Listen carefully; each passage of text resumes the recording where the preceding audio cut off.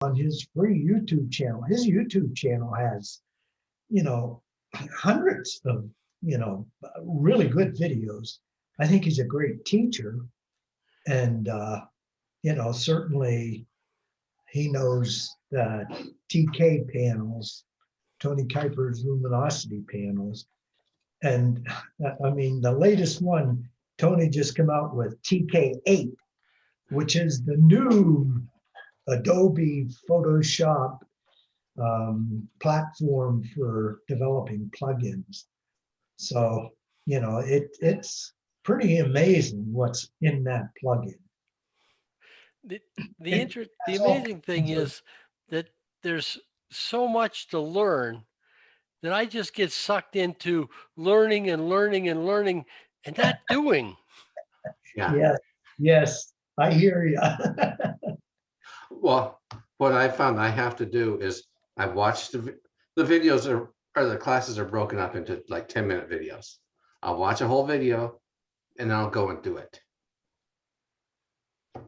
And sometimes I have to do it several times to get it to look somewhat reasonable. Yeah, I went back to the Hardy Fowler and I had to rewatch how he created those, what is it, the shapes? Uh-huh. Because, that's a process in and of itself, because you got to turn it black and white, and then you got to select just the pixels, and then you got to stroke or create a stroke for it. And that is what you save as the shape. And I mean, then it's vectorized, so you can do anything with it.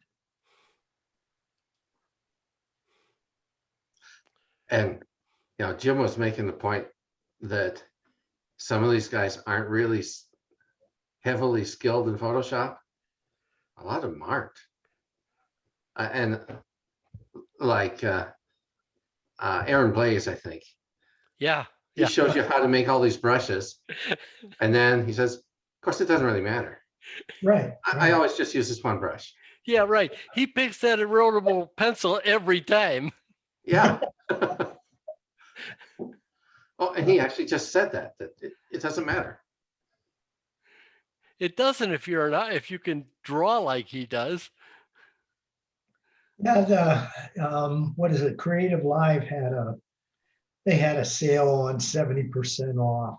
Mm-hmm. And then I got a $20 coupon if I bought $28 worth.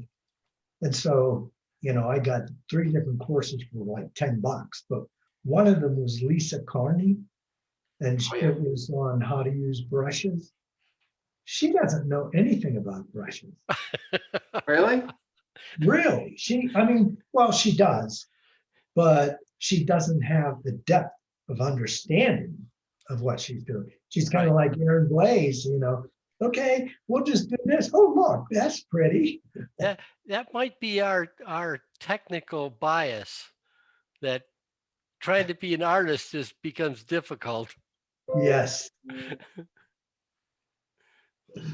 Now, Lisa has tremendous depth in other areas. Oh, yeah. No doubt. And she even knows brushes. She teaches a course on it. But, some of the reviews pander, like, I think it was, she only got 73% of the thumbs up. And so she got 27% thumbs down. And they were all pretty scathing that, she doesn't know brushes well enough to be teaching it.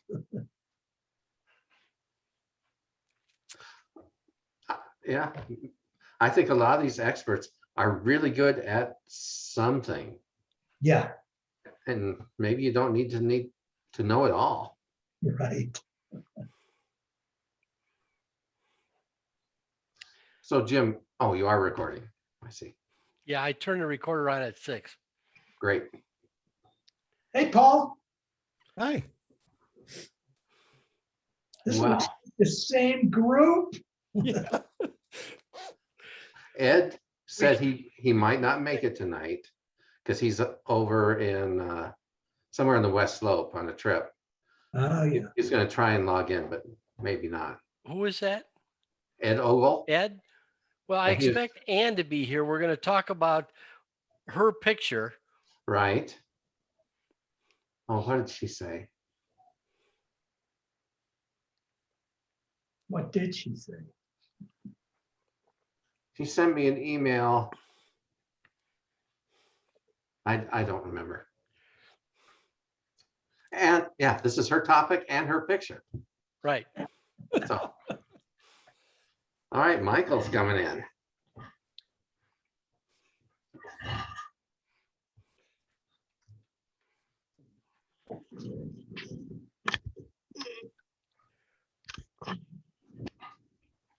So you guys must have your cameras a lot closer to you than I do. No, mine is far away. I mean, that's why I've got to sit back in order to get my whole body. And if I come up close to the screen, that's Well, not good. then you're the same size as Mike. I'm But, big. You know, I have to come up. I can't even get close enough to my desk to get as big as Mike. Well, I'm about 18 inches from my screen. Yeah, And I'm I'm probably set more, there because of my glasses. I'm probably more like 30 inches. Oh. This is where my good focus is.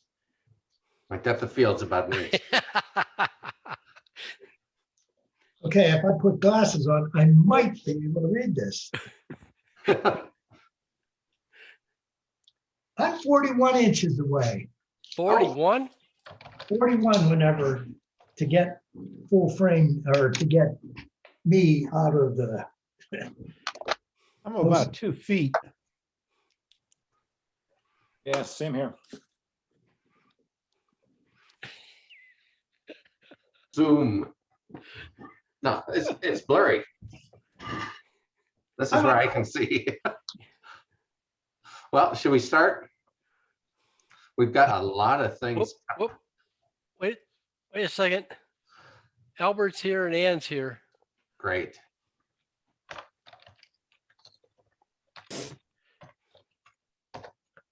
Now we can start. Ann's here. Very good. Let's let them get connected. I haven't had any time to do anything over the last 3.5 weeks or so. My mother passed away about 3.5 weeks ago, and then the funeral for her was on Saturday, and I had to travel into Wisconsin by Green Bay to attend the funeral, etc. There's a lot of things going on, etc. So did not do anything at all for today's meeting. Sorry, Wow. Michael. We Yeah. excuse you. Sorry. How you doing, Michael?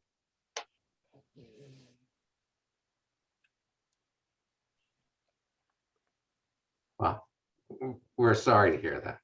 Yeah, our condolences. Yes. Yeah, she had a good life. 91 years old, so it's better than dying when I'm today. So All right. Let's see. Our topic for this meeting is textures, overlays, and borders.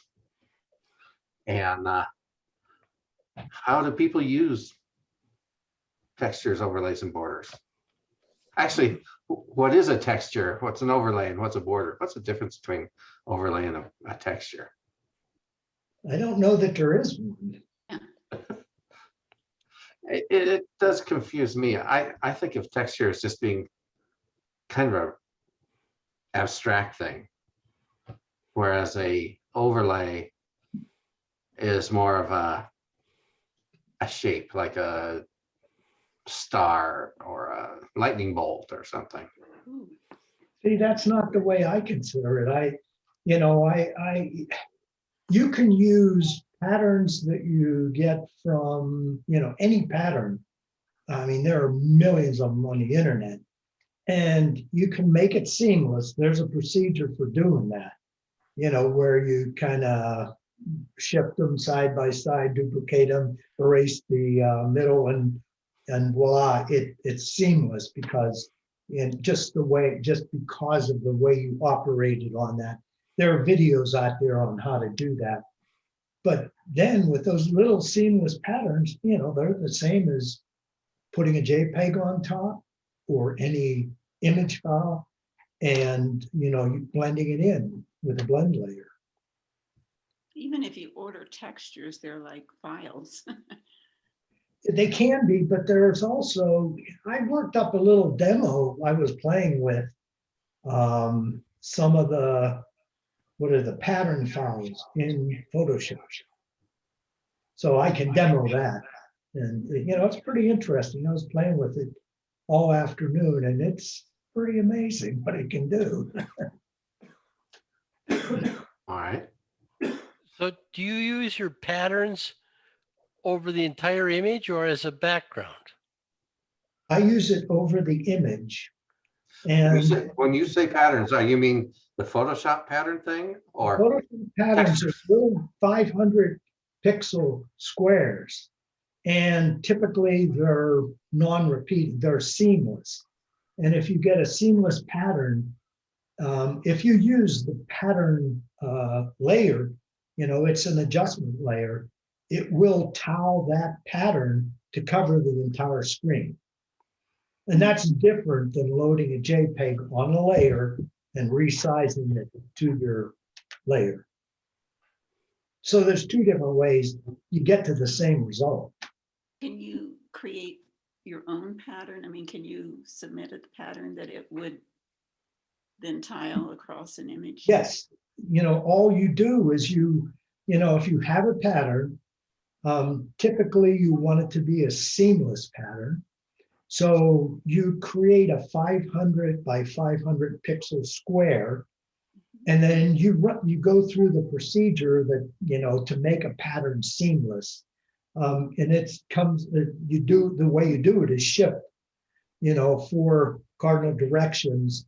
And, somehow I'd have to rethink what I did whenever I did it, but I did create my own seamless pattern, but I got it from the internet on a YouTube video. But, so it's a 500 pixel square, and you just load it into Photoshop and it shows up if you create an adjustment layer with a pattern, or if you just, you can use patterns multiple ways in Photoshop to access their patterns. You can even use them with a brush. Yes. Well, a lot of those patterns, whenever you use brushes, that texture option in the brush settings, that actually is a pattern, and it restricts, it's a mask then, and it restricts where the brush is painting. And that's how they get some of those textured brushes. When you talk about a seamless pattern, what exactly do you mean by that?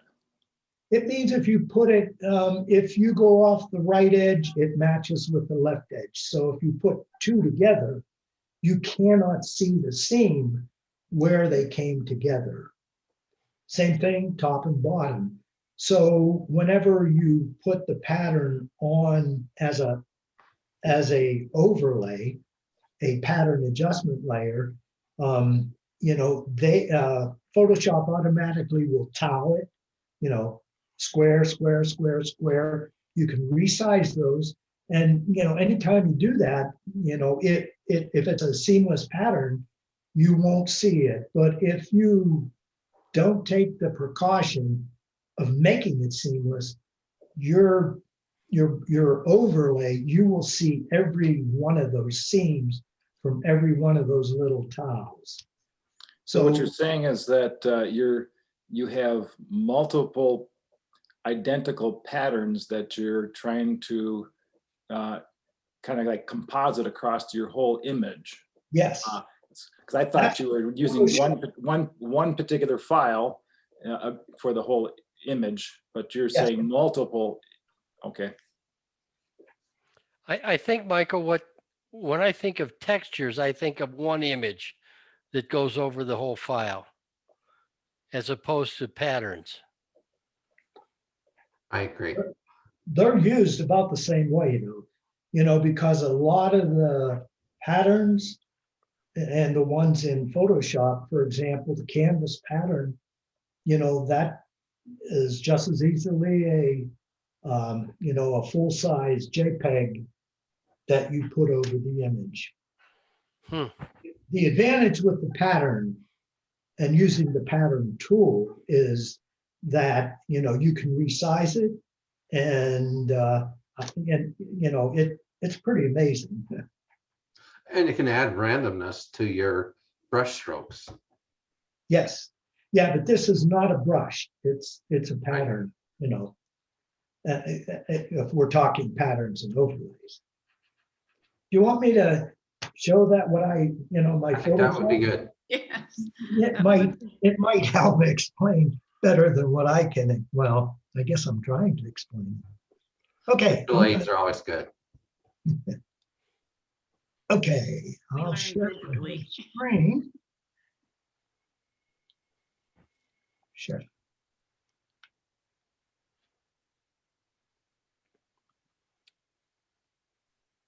Does anybody see anything? I Yes. see a Zoom window. Zoom. Oh, okay. Yeah, I am sharing. How about that? I didn't realize. Okay, I need to get this out of the way somehow. Okay, there's a good place. Okay, I started with a background, just, created opened Photoshop and created a new file, and it typically has a white background. What I did then is I wanted to emulate a painting, a photograph, whatever. So I drew some colored squares on the screen. You can't really see them, but if I create another layer on top and fill it with a 50% gray layer, you can see I actually have white there, but it disappears whenever it's on a white background, obviously. So, we don't really need the gray layer, although Aaron Blaze always paints on gray whenever he's doing a painting. Okay, so what is a pattern? What could I do with a pattern on this particular file? Well, down here is this little circle with half black, half white is the adjustment layer icon. Adjustment layers are just amazing what you can do with them. So it has typical adjustment layers, brightness, contrast levels, you go down the list. The one we're interested in is this pattern. Whenever you click it, it will create a new layer and it puts a pattern on that layer. So if we, in this particular dialog, click here, scroll down, I got too many of these. I need to, I think, organize them. Okay, this is a canvas texture. You can see, the pattern at this, whenever you are looking at it at this resolution, you can see the repeating, but it is a seamless pattern. And if you actually zoom in, okay, I've got to say okay, it actually is a canvas. So what good's that? Because it's hiding the actual painting or drawing or photograph. So what you need to do is blend it in, and up here, all the blend modes. And there are tons of them. So you can scroll down through them and see what they do. This group here is the darken group, and it will darken the image. The next group are all different versions of lighten. And this section down here is a contrast. It creates contrast in the image. And basically anything lighter than a 50% gray will transfer. Anything darker will darken. and the 50% gray does nothing. So they're just different versions of this. Some of them are more contrasting than others. So typically the ones that you would use on either overlays or patterns would be, either overlay or soft light or darken or multiply. They're probably the most common used. So I'll pick the darken. Did you notice when you went to some of those modes like overlay, you saw texture in some of the Yes. color and not in the other? Yes. And that's the thing that, if I hide the pattern, and if I, let's see, if I pick up the eyedropper and I click on this yellow, for example, notice where this little circle is up here, the selection. It's pure without any black in it. And that's the difference. That's the tonality. This is a very light tone. And as you go down here, that's a very dark tone. I also painted on a darker tone. Now that's why with the soft light, some of them you're seeing the pattern in the lighter one and not in the dark, and vice versa. And it's because of the way the soft light or those contrast enhancing blend modes are applying on the screen. So that's the reason why you're seeing pattern in some of those. It has to have a darker tone, even though it is this is a pure yellow, and that's a pure yellow with a darker tone. It has to be a darker tone, darker than the 50% gray. That's the kind of, if it's darker or lighter, that affects how that pattern or overlay is applied. So blend modes are really important, and it's really hard. I still can't. I know in theory what they're supposed to do, but it's really hard to predict. And the easiest way is just scroll through. So if we go with the darken, let me go full screen. The whole colors, everything is darker. So, we can reduce the opacity to reduce that effect. So, blend mode and opacity, you're going to play with those just till you get what you want. There's another way to deal with it. All these adjustment modes down, or adjustment layers down here, you can actually apply. And so if I do a brightness contrast, for example, I can actually brighten that. I can play with contrast. So, it's, you just have to play with it and dial it in. But you'll see with this particular adjustment layer, if I turn it on, it actually is affecting the colors underneath. So what you need to be aware of is that this particular adjustment layer, the brightness and contrast, it's called a clipping layer. You can actually clip this adjustment layer so it only applies to the layer below. This little icon will do it right here. So now you'll see a little arrow pointing down.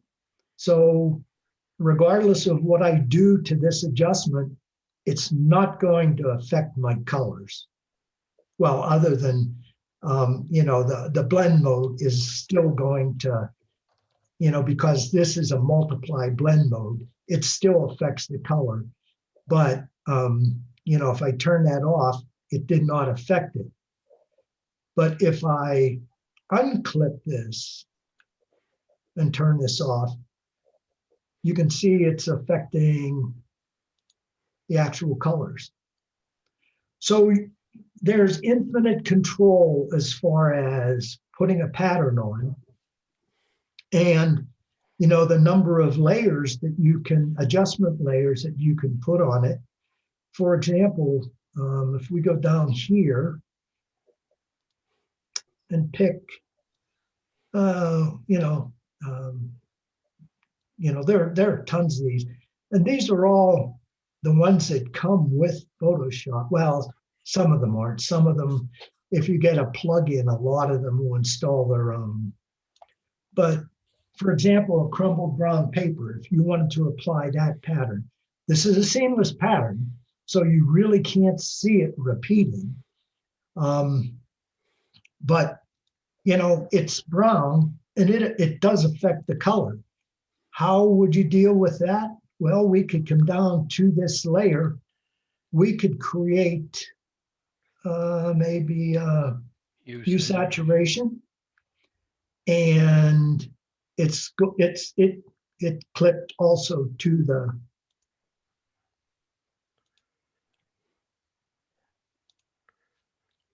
okay, this one, how'd that one unclip? I guess if you unclip one, they both unclip. Anyway, the hue saturation, I can take the saturation and get rid of the brown entirely. I can use the brightness and contrast to pretty much control how much of that is going to show. And you can see the darker colors are, it's showing up in the darker colors weren't. It was the pure colors that, I guess all three of these are the pure colors, the top here, the yellow here, and the green.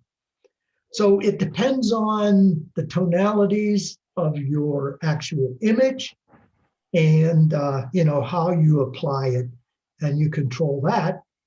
Well, let me get on the right layer. You control that with the blend modes. So that's the soft light blend mode. And this is just a black and white, or a white scale. It's a transition, so you can see which, it kind of fades out on the really brightest tones and on the really darkest tones. So, that's how you can apply patterns. And essentially, if we turn these off and go back to multiply, that looks just like, that is the same as if you would have had a brown JPEG image of a brown wrinkled paper and put it on. So, patterns or overlays, there's not a whole lot of difference. They act pretty much the same. So that's my demo. That's what I played all afternoon. I have a question. So I discovered this filter gallery that has a texturizer in it, and you can select a canvas texture. So what's the difference between getting a canvas texture there versus this canvas pattern? None. In fact, if you go into that texturizer filter and you pull down the list, they are the patterns that you have in Photoshop. Okay. So, it does the same thing, but if you do that in Photoshop or in a filter in Photoshop, it's a destructive action. If you put it on as a pattern, I can turn this off and redo it as a different pattern. So it's a non-destructive workflow, which is really, very useful. Another thing you might want to investigate, if you go in here and you start looking at the, what you have in here, you might not find the default patterns.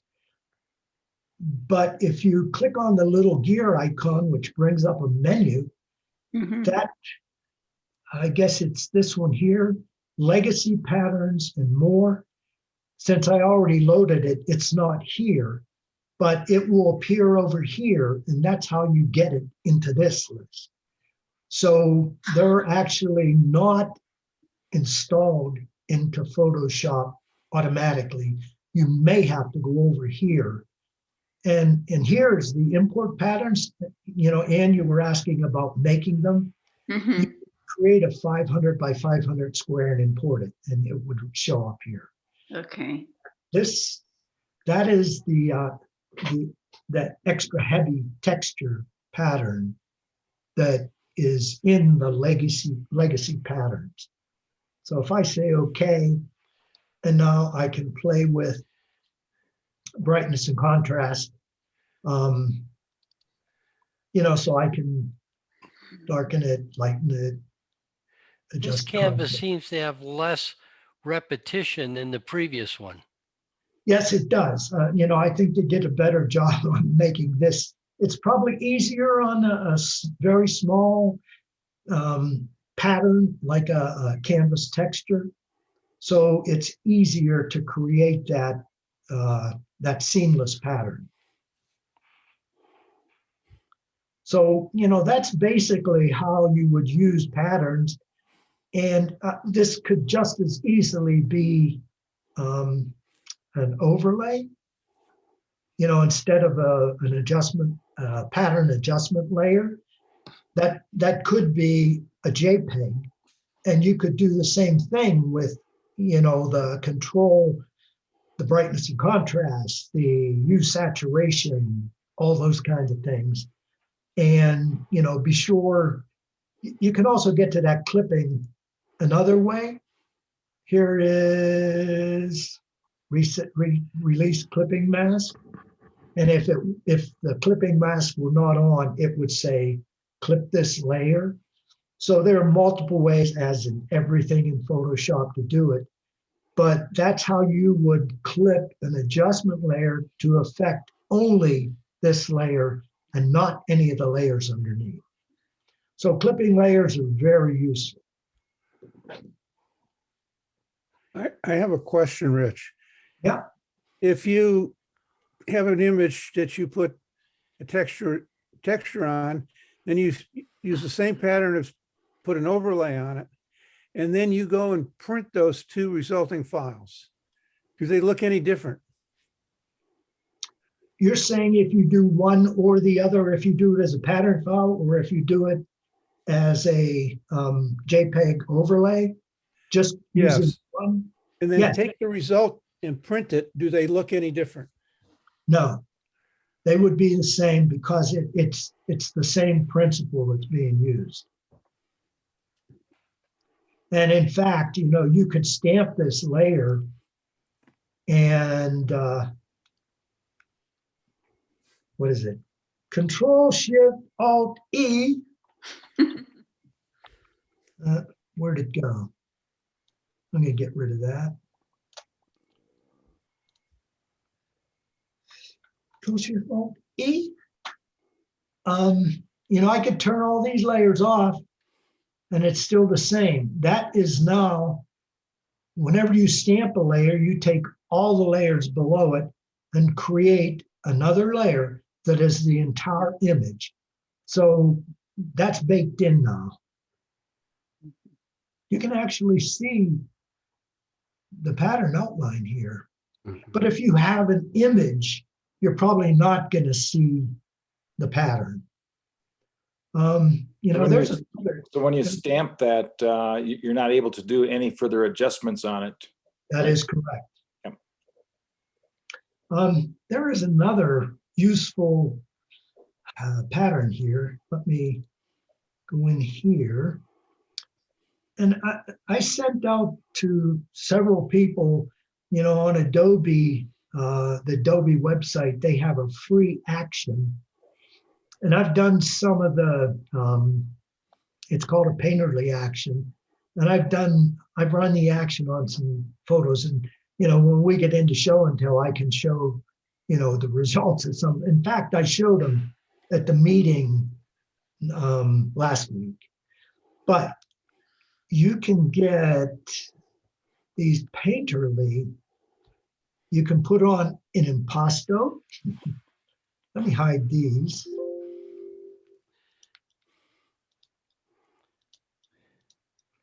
You can put on an impasto. You can put on, if you wanted to get, for example, brush strokes, you could put those on.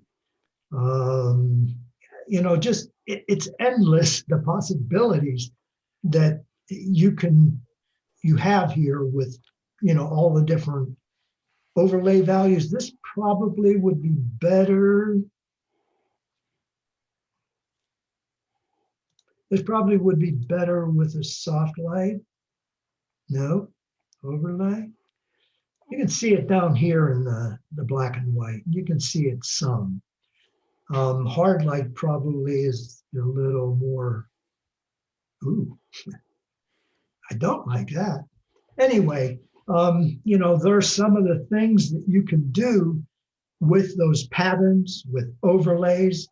You know, you can put brush strokes on, you can put canvas texture, that impasto, you know, so there's a whole range of uses that you can use for patterns or overlays. And the big thing is you got to play with the blending modes and the opacity. And you can control, you know, all of these things by clipping one of these adjustment layers to the image or pattern adjustment layer. Rich, have you seen a way to mimic through Photoshop a backdrop that might be canvas that it has a mottled type tones in it at all? Yeah, that would be, you could just do 2 overlays. In fact, let me try that.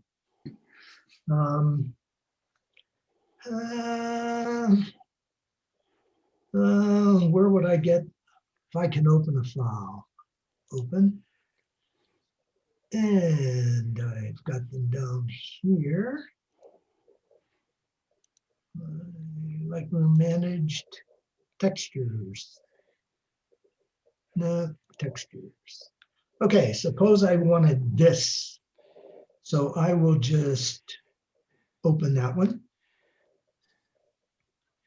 So that's another layer, or that's it opened the file. So what I could do is select all of this image, all, and you know, you can just drag it, but I prefer just saying edit copy. That way I know what I'm doing. I could come over here and paste it. And it automatically pastes it as a separate layer. Oh, it clipped it too. I don't want to, let me move That is this. a nice effect. Yeah, you know, so this is an effect of the, let me put a canvas texture here.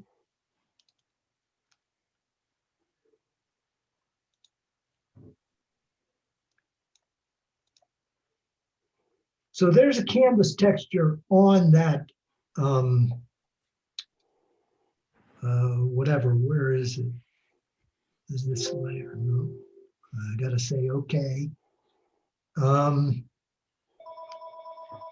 So what I'd need to do now is pick a,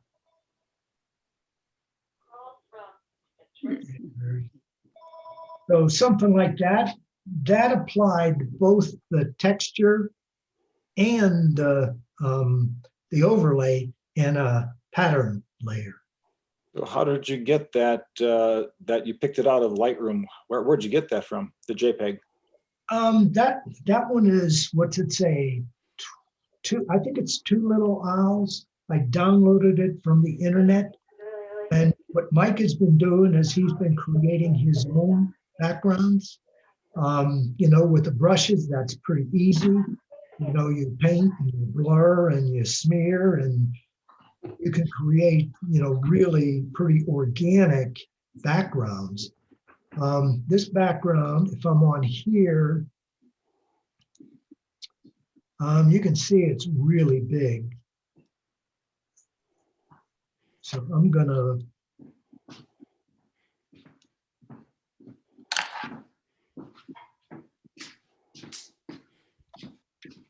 Oops, I didn't want that.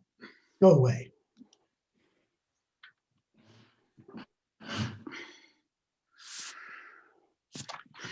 So, I basically made that overlay the same size as my original image. Mhm. So, yes, you can combine multiple images. And, again, on this layer, I can control the opacity. I can control the blend modes. Doesn't seem to be doing much. You have to accept it. Do an enter so it Oh, accepts it yeah. before you. Okay, I see. Mhm. Yeah, you still have handles. Yeah, there. Now you can change the blend modes. Now I can change. Okay.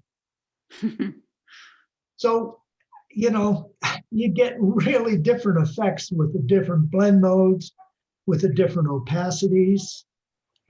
On both of these layers now, you can play with them and, basically get what you need. And if you wanted to, you could take this layer and merge it down onto this layer. So now I have that original overlay with the pattern baked in. So I don't know whether you'd ever want to do that, but but it's all, it's all right there. So, you could basically create the one layer. So Rich, I didn't really understand where you found that file that you had in Lightroom that had that kind of like the canvas type thing. Where'd you find that at? The canvas or the overlay? The overlay, the one you The picked out of overlay? Lightroom. It's actually, the Lightroom actually comes from the way I file things. I open things, this is nothing more than, my hard drive. I have an external hard drive and I have Lightroom managed, and I have all my folders here, all my pictures. If I go in here, well, I can't see them because it's not converting them into images. I can probably do something different. But this one actually, these are just files that are on my hard drive. And whenever you go into the open dialog in Photoshop, you can navigate to anywhere. I just so happen to have a folder on my external drive where I manage my Lightroom photos, and that's the only connection. But you downloaded those JPEG textures from someplace, right? I did. The canvas is actually a default pattern from Photoshop. Canvas that was one of the legacy pattern files. These are all files that I downloaded. You can see 2LO or Two Little Owls. And she does a whole bunch of patterns. 2LO, okay. Two Little Owls. And then they're, just search for JPEGs, JPEG backgrounds. That one I just found on the internet. There are tons of free ones. So I could just as easily put this one into the workflow. I buy a lot of things from Two Little Owls. You can buy them also. There are many ways to get patterns, Yes. as in Lightroom or Photoshop. 1,000 ways to do anything. Yeah, I think I sent Mike an email today about flypaper textures. I don't know if anyone's familiar with that, but you can also buy those. But there's a discount code if anyone's interested. Yeah, there's a, there is a website out there, and I know I've downloaded from it, and it's nothing but textures. Mhm. And I have a link to the page with the discount code in notes here. Oh, good, good. Thank you. Okay, any other questions, or shall I stop? I'm kind of embarrassed to ask this question, Rich, because I should have asked it long ago, but can you just explain how you got to the pattern fill thing again from the very beginning when you started a new layer and you created this pattern? How was it on the properties panel that you got there? No.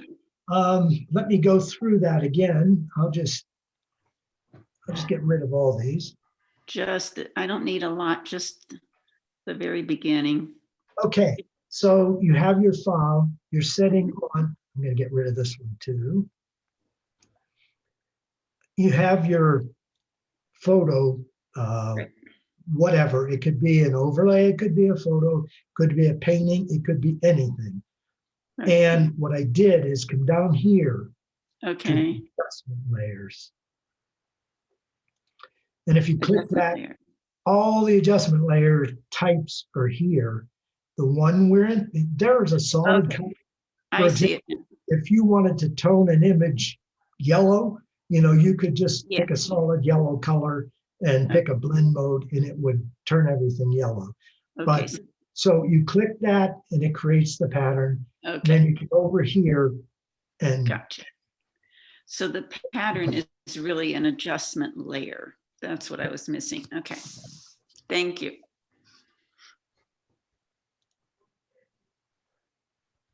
any other questions?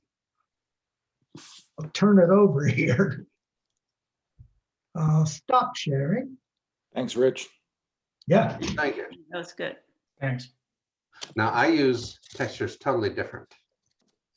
I almost never use patterns except with my brushes if I want to make a little bit rougher, more random brush. But I almost always go and add a texture or multiple textures and blend that in with my background. And sometimes I lay it over the top and blend it in with the whole image. That's the way I do it. Can you show us some pictures?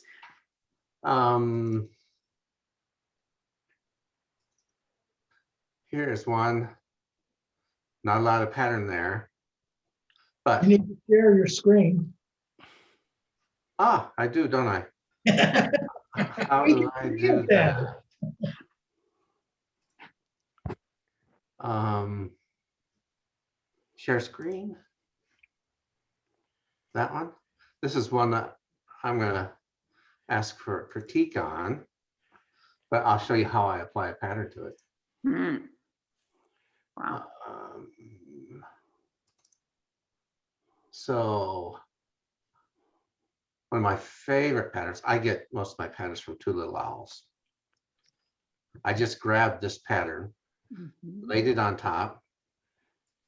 Now I'm going to stretch it out to fit because I like the edge treatment on it. And then I'm going to multiply it in. That's how I would typically do it, but often I would extract the main subject and not apply it to Mandy here. Okay. So she would end up much brighter. My question, Mike, is how do you know what pattern, what texture to even try? Well, I have about 1 billion textures. Yes. Let me stop sharing here. I have about 1 billion textures, and there's just a few that I really like. All right, let me show you some textures. Let me share that again. Hey, Jim, is Dave waiting to get in or is he in? Dave's in. Oh, okay. He just doesn't have a camera. Ah, Oh,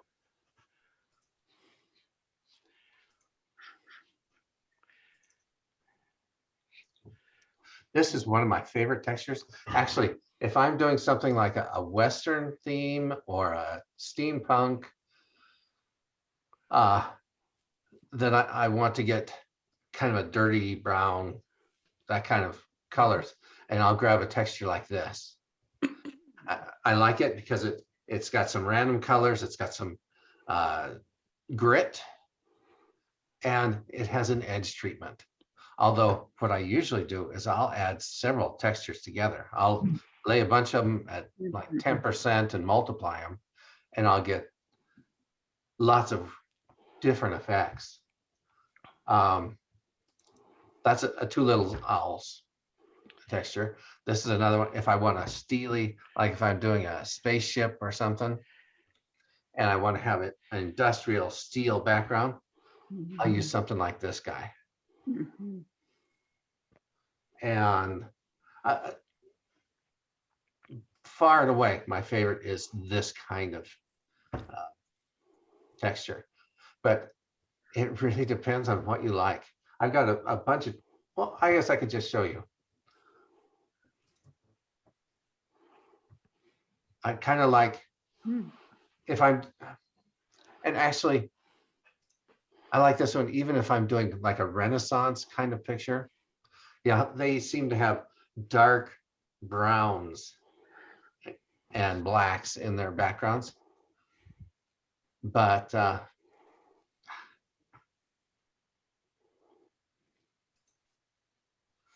this is one that I made myself from a kit.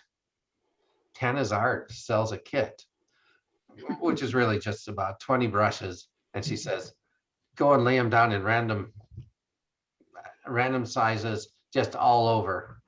And you make yourself a nice background. And I like this. I like this random feel. Here's one that I made with Painter by doing a whole bunch of different brush strokes. As a matter of fact, I bought Painter with the idea that I could create my own backgrounds. And I'm just getting to the point where I'm getting to do that. So I think this could be nice. Again, you lay it over the top and it's got a nice vignette. And then it's got this brown gold tones. That's another one I wasn't as happy with, but this is like your mottled brown backdrop. You should sell some of these. Oh, you can have the ones that I make.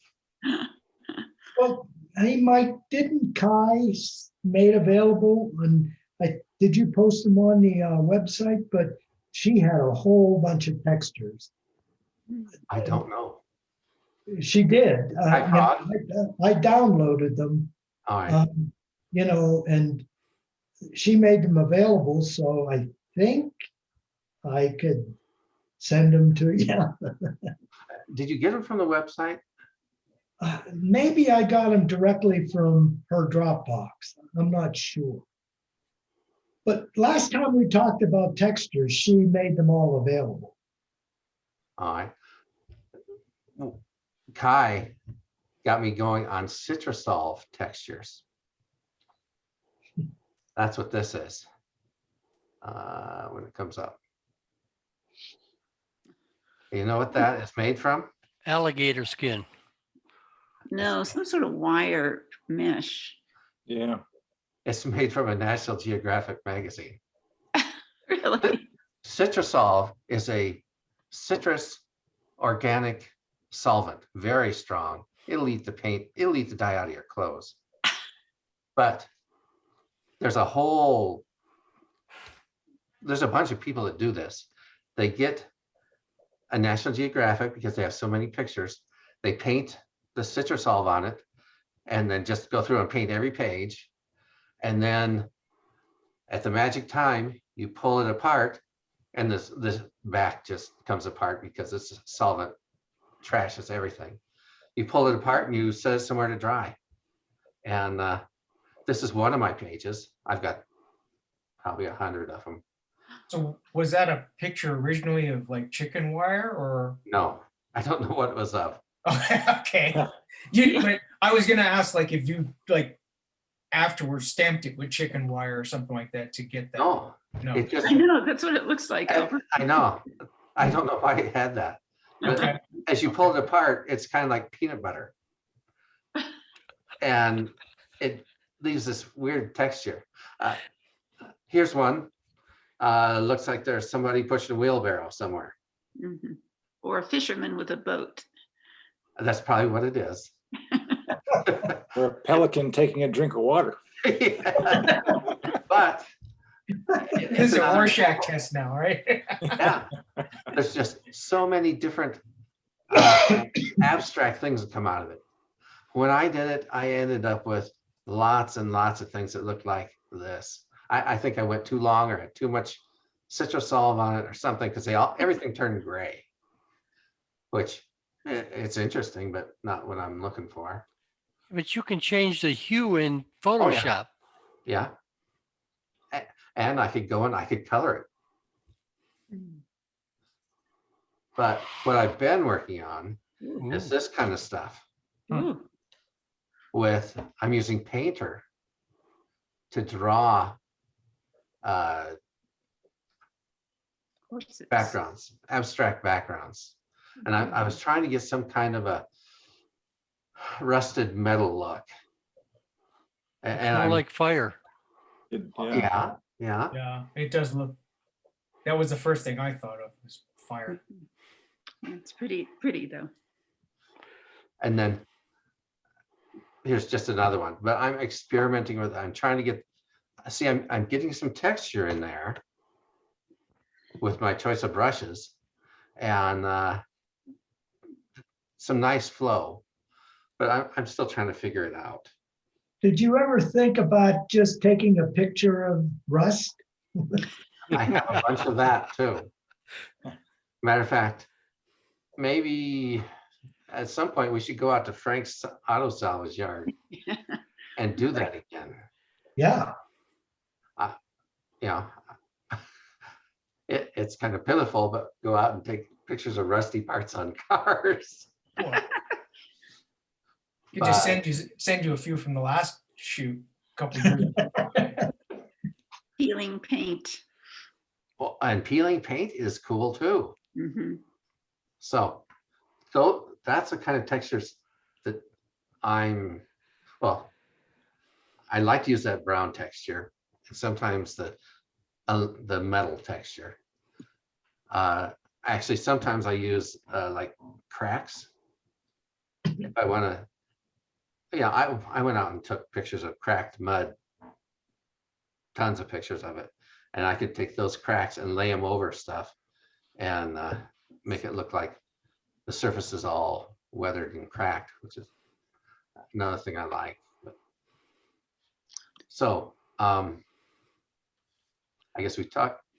Oh, the other way I use textures is with Topaz Texture Effects. Does anybody have that? No. All right. I have Studio 2 and it has texture in it. All right. And you can add your own textures or you can use their textures. And it's really kind of slick.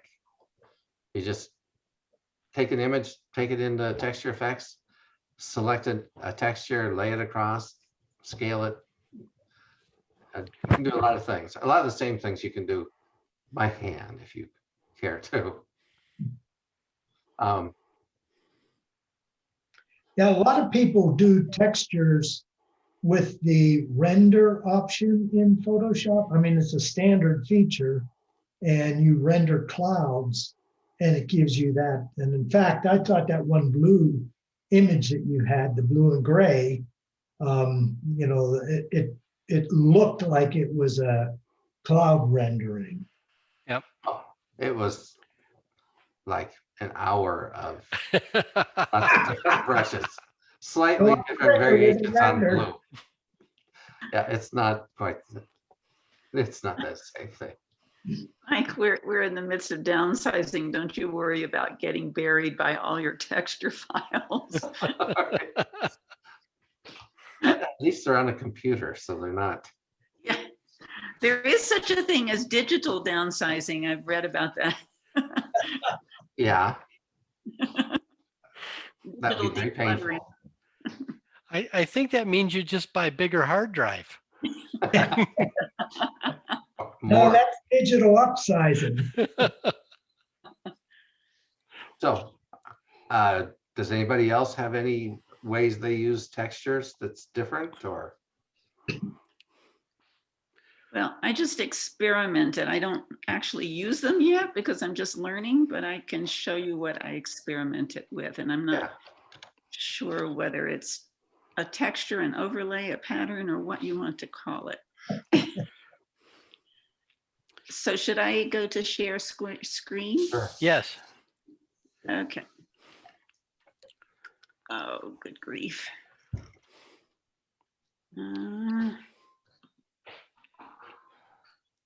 Okay, can you see something now? Yes. Yes. Okay.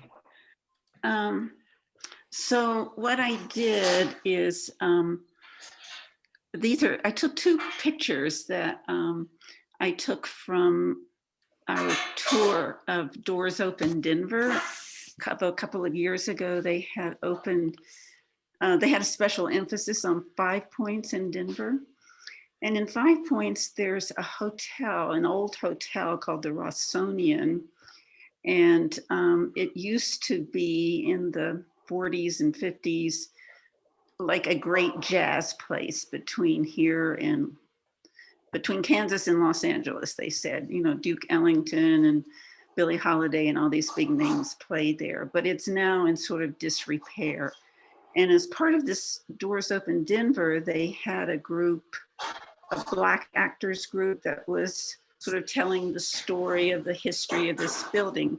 So this guy was performing, and so I took his picture, and you can see in the background the sort of disrepair of the room that he was performing in, which was a lounge area. The pattern that is in the background, I took was part of the wall. That's what the walls were painted with, and there were just little pieces of it in the old lounge. So I had taken a picture of that. I turned it to black and white, and then I put that in as a overlay / texture / pattern. It's kind of big. I don't know what you call it. The pattern was big, and I don't know how to shrink it down, but at any rate, and I masked out this guy and sort of just adjusted the, in this image on the left, I just adjusted the opacity. But when I played around with blending modes, the luminosity mode came closest to what I liked. The image on the right, in this case, I didn't mask his entire, I just, how I want to say, I painted black so I would just reveal his face so that it had more of a dreamy look, like he was in the past, but in the future as well. So that the image, you know, the pattern of the walls from the past was over almost all of the image.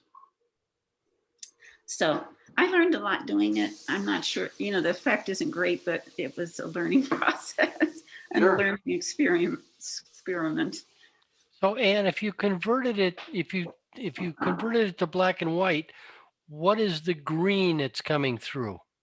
Well, so those are the tiles on the floor. The color theme of this old lounge was green and pink, or green and red. So I didn't have time, but what I'd like to do is go back and take that wallpaper thing and work with the original color, or I thought of using other texture layers that are in colors to overlay on this and see what effect it would have. But yeah, there was a green and pink theme.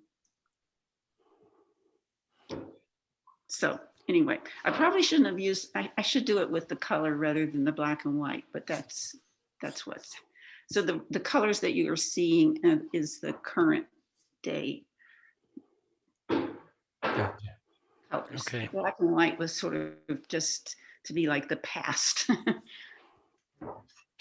Your overlay, did it have a lot of horizontal lines on it?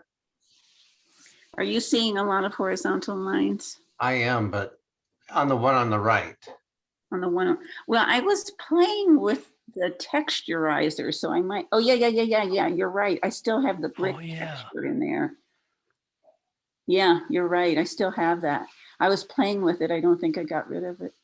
All right, so you added that in addition. Yeah, because I started Okay. playing after I got kind of what I wanted there. I discovered this texturizer thing, so I thought I'm going to play with that. But that's what it is. I Mhm. wasn't crazy about it. Yeah, I think so you did mask him out, or you just depend on luminosity too? I masked him out on the left and the image on the left, All right, but on the right, I created, I just used a layer mask and then used a brush to just brush out his head and some of his upper body. all right. And that's a good way to push the focus right to the part right to his face. Right. Yeah, I just, again, it was really experimenting with technique, but I thought, okay, I want to see what this looks like. So pretty simple, but Well, I think it's a good experiment. start. Yeah. So I'll stop sharing, guys. All right. Anybody else have anything they want to show about textures? All right. Now, Anne had sent me an email about flypaper textures, which I looked at them and they're very nice textures. It's about what, 50 to 80 bucks for a package of textures. I think they're $40 for most packages. I think they're 50 in a package. I did buy one package. I haven't downloaded it yet because I was afraid it would kill I wouldn't be able to join the meeting. I took a class from Joel Grimes on tabletop photography, and he was using textures from flypaper textures. It gave a real nice look to his stuff. And then he included a set of textures that he made when you buy the class. And of course, they weren't the same ones and they weren't nearly as good. So flypaper textures is a good deal. I get a lot of my stuff from Two Little Owls. Right, I'll have to look at that. And they're cheaper. And well, actually, they're cheaper for some stuff. It's a woman who has been making textures and selling them for years. And she actually has a complete workshop on how to build your own textures. It's only $349. So I'm not doing that. Well, I think, excuse me, I think, this Art of Photography conference this past Saturday, Jim, didn't you go to that conference? I did. And I don't know if you heard Brenda Tharp, but she was the one who was talking about flypaper textures. Yes. Is this the conference that was out in Kanab? No, this was in England. Oh. Started at 3 a.m. Oh. But you can watch it for 30 days. Right. All right. That's better. I just watched my last session this morning, actually. Oh, did you? I watched some today too. The guy who spoke at our last meeting, this Ron Cooper, was one of the speakers at this conference. Ah, all right. In fact, we heard, I think he gave the same talk. Yeah, I think so too. So we got a good deal in our meeting. Yeah. So how did you like it? It was really interesting. I don't know if you all are familiar with Guy Tall, but I thought his talk was wonderful. His was certainly the best one. Yeah. Yeah. What did he talk about? Mhm. What defines art? Yeah. Oh, yeah. Yeah. It's right up your alley, Mike. Yeah. You would really like it. He sort of talked about the history of painting and how when photography came along, painting took a turn toward abstract and impressionism because, cameras could duplicate what painters were doing. Sure. And so they took it in a different direction. Anyway, it was really interesting about, what makes photograph an artistic statement. Hey, Ann, as a side note, if you want to preserve boy, my camera just went crazy. If you want to preserve those lectures and have them to watch anytime you have an Apple and it has QuickTime on it, if you go QuickTime capture, you can Really? actually record that. Ooh. So if you're watching, you can record. And if you're on a PC, there's software that'll do that. That's Well, great. I didn't know I that. think- Thank you. Yeah. Thanks, Rich, because there's a couple of them that I would like to watch again, so I'll record them. Yeah, do you have an We Apple? can, Yes. we can, Yes. we can invite Mike over to watch them. Yeah. We can watch it on Zoom here. Yeah, Yeah. that's right. We could. There you go. That might violate the copyrights. Oh, yeah, probably. All right. Well, the one thing we haven't talked about, we talked about it a little bit about going out and actually shooting some pictures of rusted metal. You are way burnt out, Rich. Oh, that's better. But You're not again. I'm just burned out. yes. Charcoal, doing some charcoal on charcoal paper and taking pictures of that, or watercolor. I've done watercolor pictures. Hmm. And then I went out and shot pictures of clouds and tree bark and dirty snow and all kinds of things. I know Rich has done the same. Yeah. Brick surfaces. Yes, That's a good idea. I could just I spend created days. a brush for brick surfaces. I can paint bricks on them. Ooh. Yeah, but dirty brick surfaces with little bits of paint and stuff on them. But I think once we get back in meeting in person kind of thing, we might want to just go out, do some things like Frank's Auto Salvage Yard. Get some pictures of broken glass and rusty metal and old cars, and that could be fun. Yeah, I just watched a video from Dave Cross. And he said that, I forget what the topic was, but, he went to his son's graduation out of college or something like that. And he said when he went on campus, he just walked around taking pictures of the bricks and the rusty metal. And he said he was having a field day. And he said now when he goes out on a photo shoot, that's what he goes out on a photo shoot for. Sure. I think once you get a chance to actually put some of these into your art, oh, even the rock garden up in north end of town, that's fantastic. All these nice rock textures. Anyway, if we're done with textures, and we could go on to our finish it photo. Shall we? All Sure. right. Yeah. Who's got a finish it photo to show? All right, Jim. Tell us what you did. Okay, hold on a second. Let me get back to it.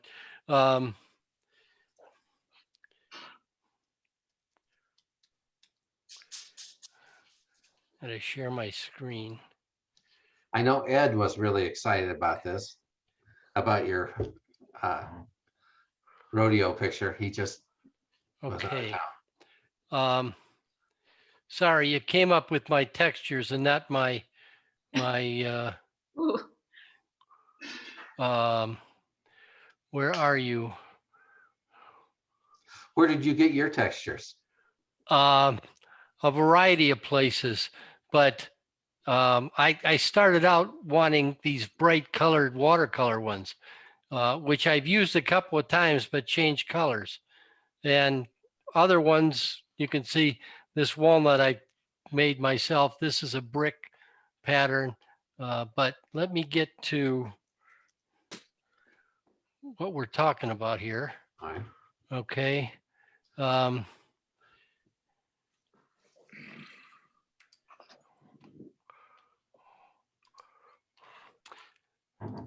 Okay, so this was the original photo that I downloaded, right, Ann? I'm just seeing white. Oh, Just what? Yes. you're just seeing white. Yeah. Uh-huh. Okay. I see a thumbnail for it down there. Okay. Yeah. So let me stop sharing and start sharing again.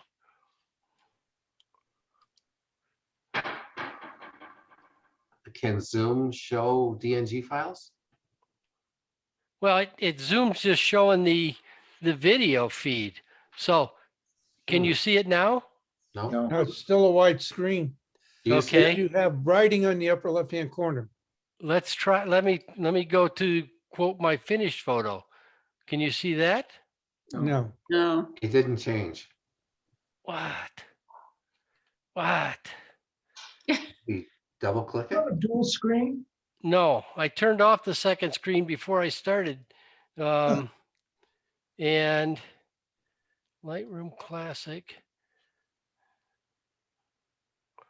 Okay, let's try something else. I can see. Oh, there it is. There it is. Ooh. Okay, so let's go down. Oh, I don't even have the original on this anymore. But this is where I went to. It actually took me, this morning I said, it took me 3 weeks to figure out what I wanted to do, and then 3 hours to actually do it. So I isolated the the bull and the one of the clowns, and Mhm. basically blurred everybody else out. And then I added a couple of textures to it and a background color and a frame. It's great. But I, I was pretty pleased with it myself, because I incorporated, if you look over here, I incorporated, let me see if I can show you just this. Well, that's not it. That's not it. I have these down at such low intensity that you really can't see how the textures were used. But I did overlay a couple of textures on top of it and change the blend modes to soft light to get the sort of the texture over the whole image. But the original image was just way too noisy and too not noisy, but too busy for me. Yeah. Right. Right. So I had to isolate it. And this is what I ended up coming up with. Like it a lot.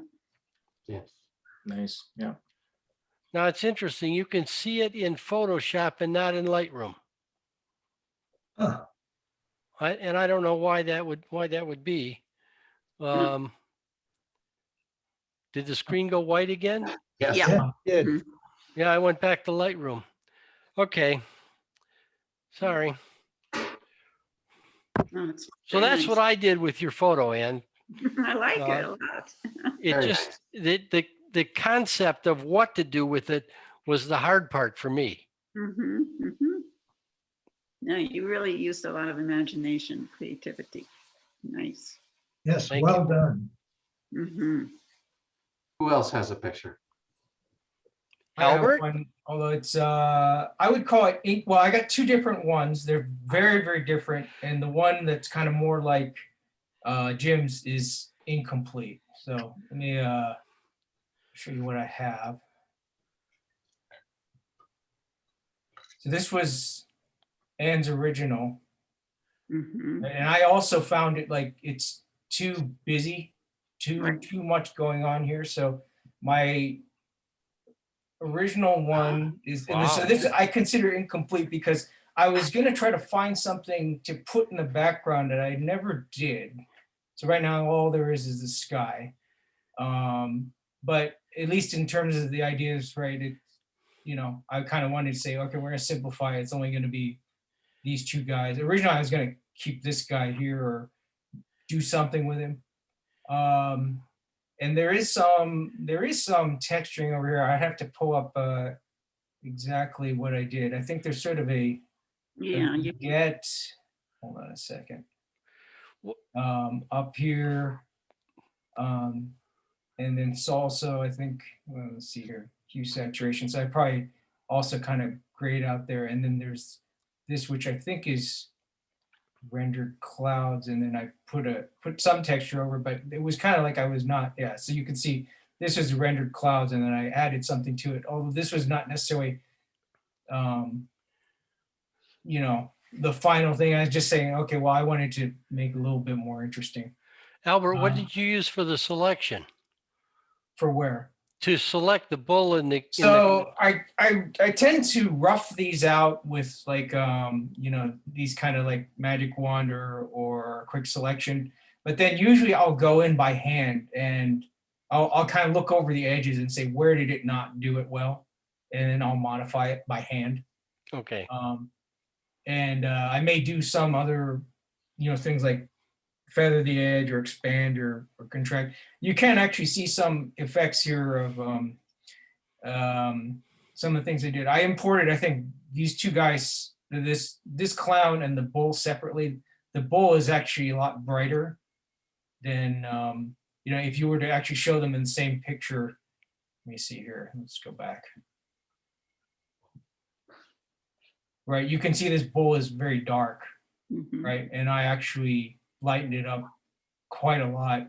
There are some, you could call them artifacts, although probably not really. You can see like this purple fringe here. That's where the fence is. Mm. And that's probably not entirely an artifact. There may actually be like, okay, well, because the fence is there, the light reflections actually has some of that. And then as soon as I brighten it up, it kind of brings that out. And you don't actually normally see that. So that was sort of my take. As I said, I kind of consider this incomplete because I was going to try to put something else back here, maybe like get some picture of a fence or something, right? But it gives an idea of where I was going with that. And then the other one, which totally different, and I kind of cheated to do this one, was this. Right? And so I didn't have a picture of a bear. I stole that off the internet. I didn't have a picture of Wall Street, obviously. I stole that off the internet. I just kind of gave a concept.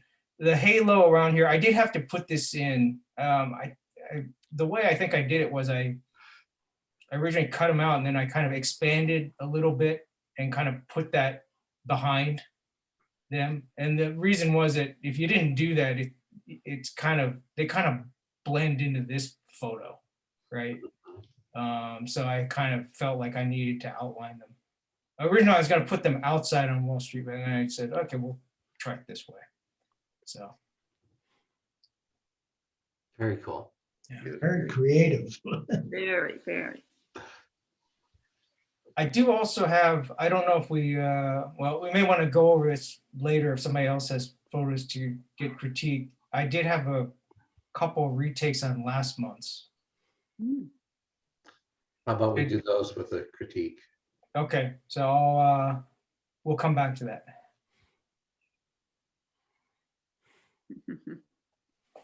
And do you have anything? Did you review it? I was waiting to see what everyone else did. I got one. I have one. You have one, Rich? Yeah, Go for it. go for it. Okay.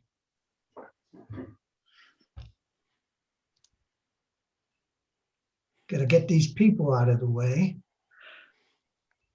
Gonna get this out of the way. No, I don't. Um,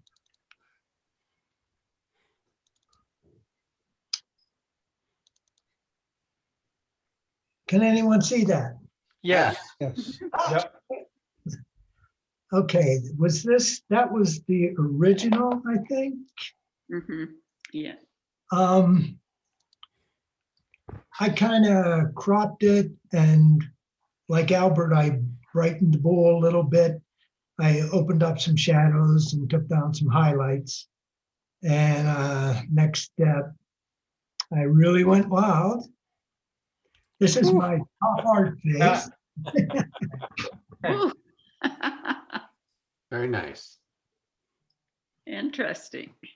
Yeah, that's simplification. Yeah. It is. And then I have two different pencil kind of drawings. Oh, that's nice. That's too. very nice. Yeah, Very, that's very nice. Yeah, yeah. Another pencil drawing. Wow. I like that. How did you do these pencil drawings? I think it's a Profactions sketch artist. Okay. There, I've got two or three different ones. That's why I was showing it. But, this is the real story here. So I Mhm. wanted to zero in on it. This is some guy chasing the bull into the other clown. And that's what the story was. Why is he chasing that bull into the clown? I like the expression on his face. Yeah. And another rendition. Mm. Wow. So again, it's a high Very cool. contrast, cartoonish kind of effect. Mhm. What I have. Nice. Very good. Very nice. Very nice. Yes. I'll show you not mine now. Okay. And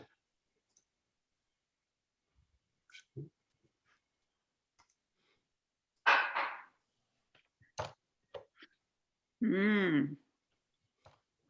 to me, the whole story is the cowboy screaming at the clown to get him get him away.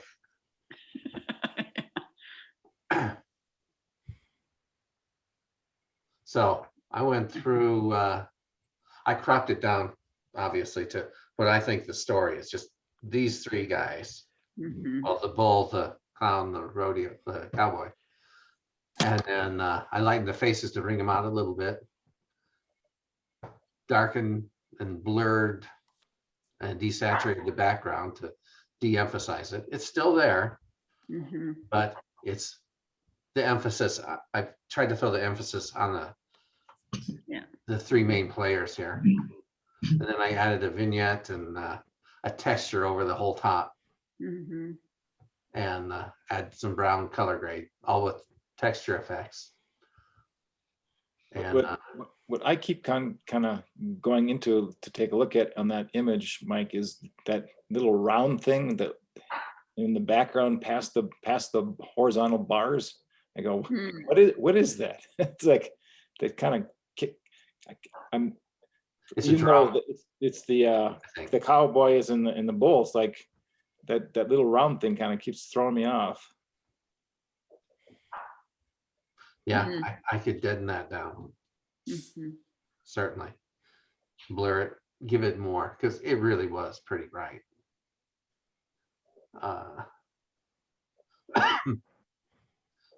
Yeah, that's neat. I like it. So that was what I was trying to show. Mhm. It's interesting what everybody takes away from that. And I that's three now that focused on, well, the bull and the one guy, and then the bull and I focused on the whole series.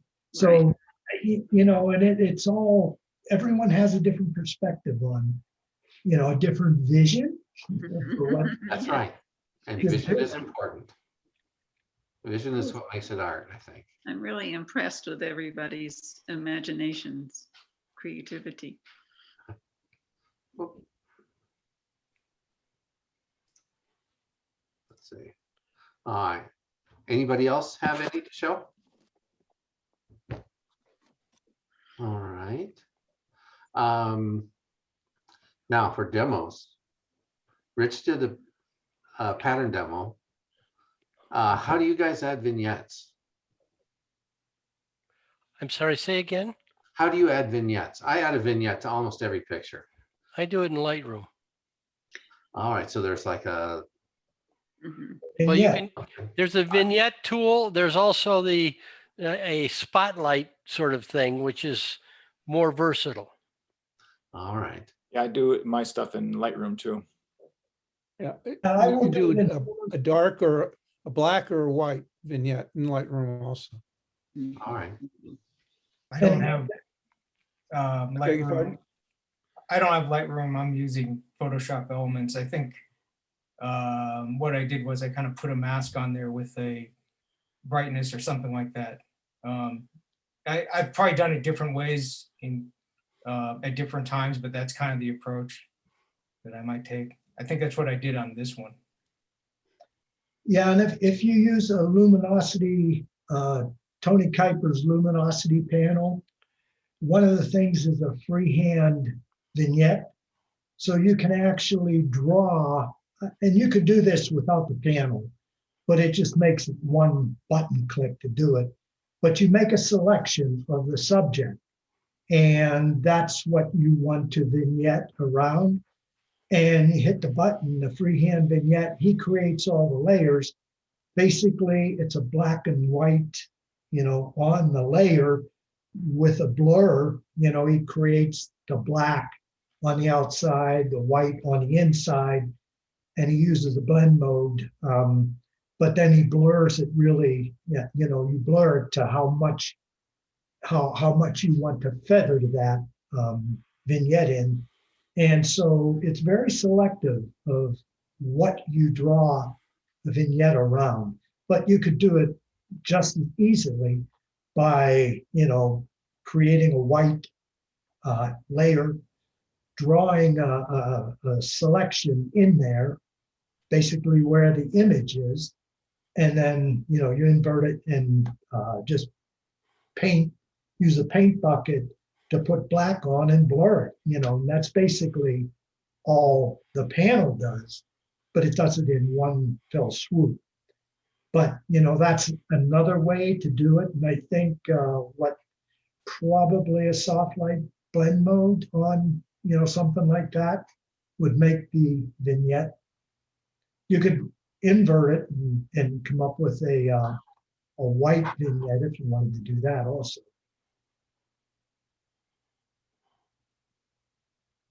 So that's just another way to do a vignette.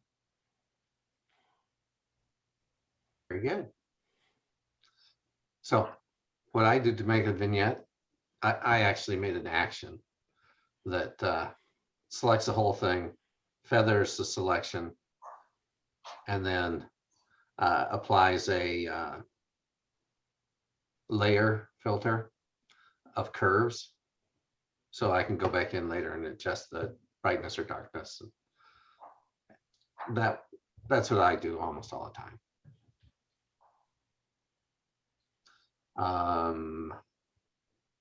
Oh, when Jim, you at one point asked about organizing brushes. Do you have? I saw you had a very nice panel. You want to see that again?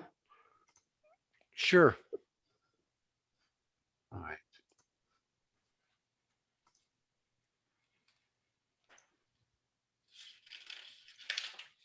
This is Brush Box. I think it costs $15 and it's nice. I can put all of my brushes in here. I can put them in my own categories. And then I go and mark which ones are my favorites. So if I want, I can just display favorites, which makes it really easy. Or I can turn it back on and see everything. or I can close these down so they're not in the way. And this just works really slick.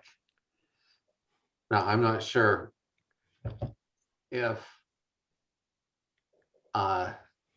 Creative Cloud Photoshop has a good way to organize brushes. Yeah, they actually do if you work at it.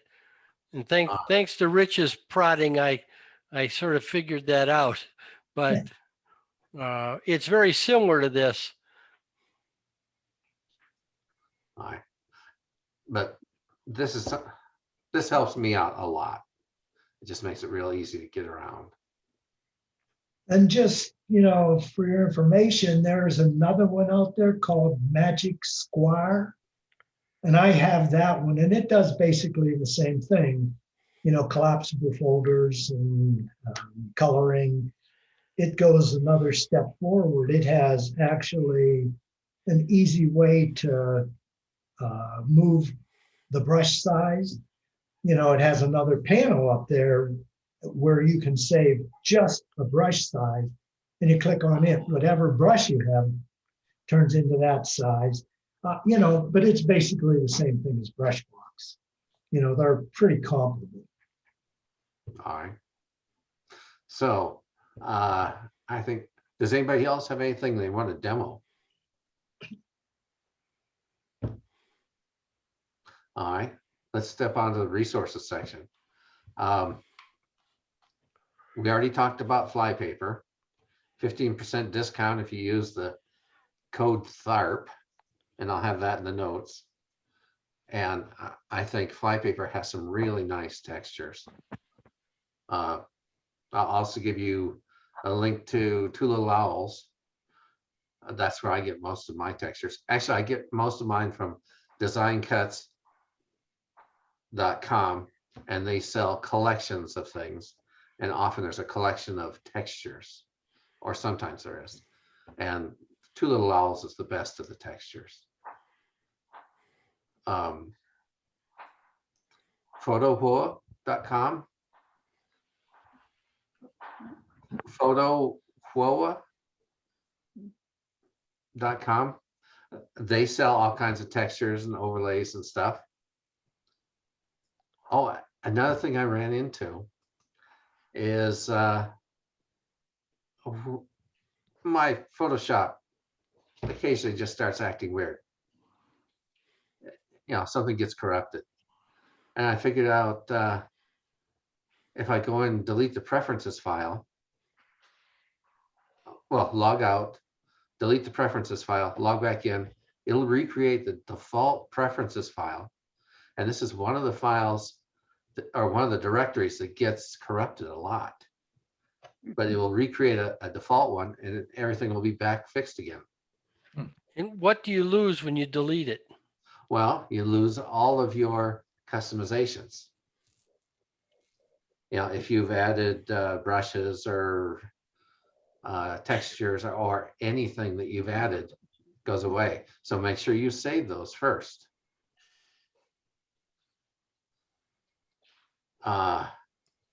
And Rich, you had sent me a link about a color wheel app. Color Yes, wheel from the App Store, yes, and it's free. Can you yes. talk about that? I'd have to hook up my phone to the, I could, but, I guess I'll talk about it.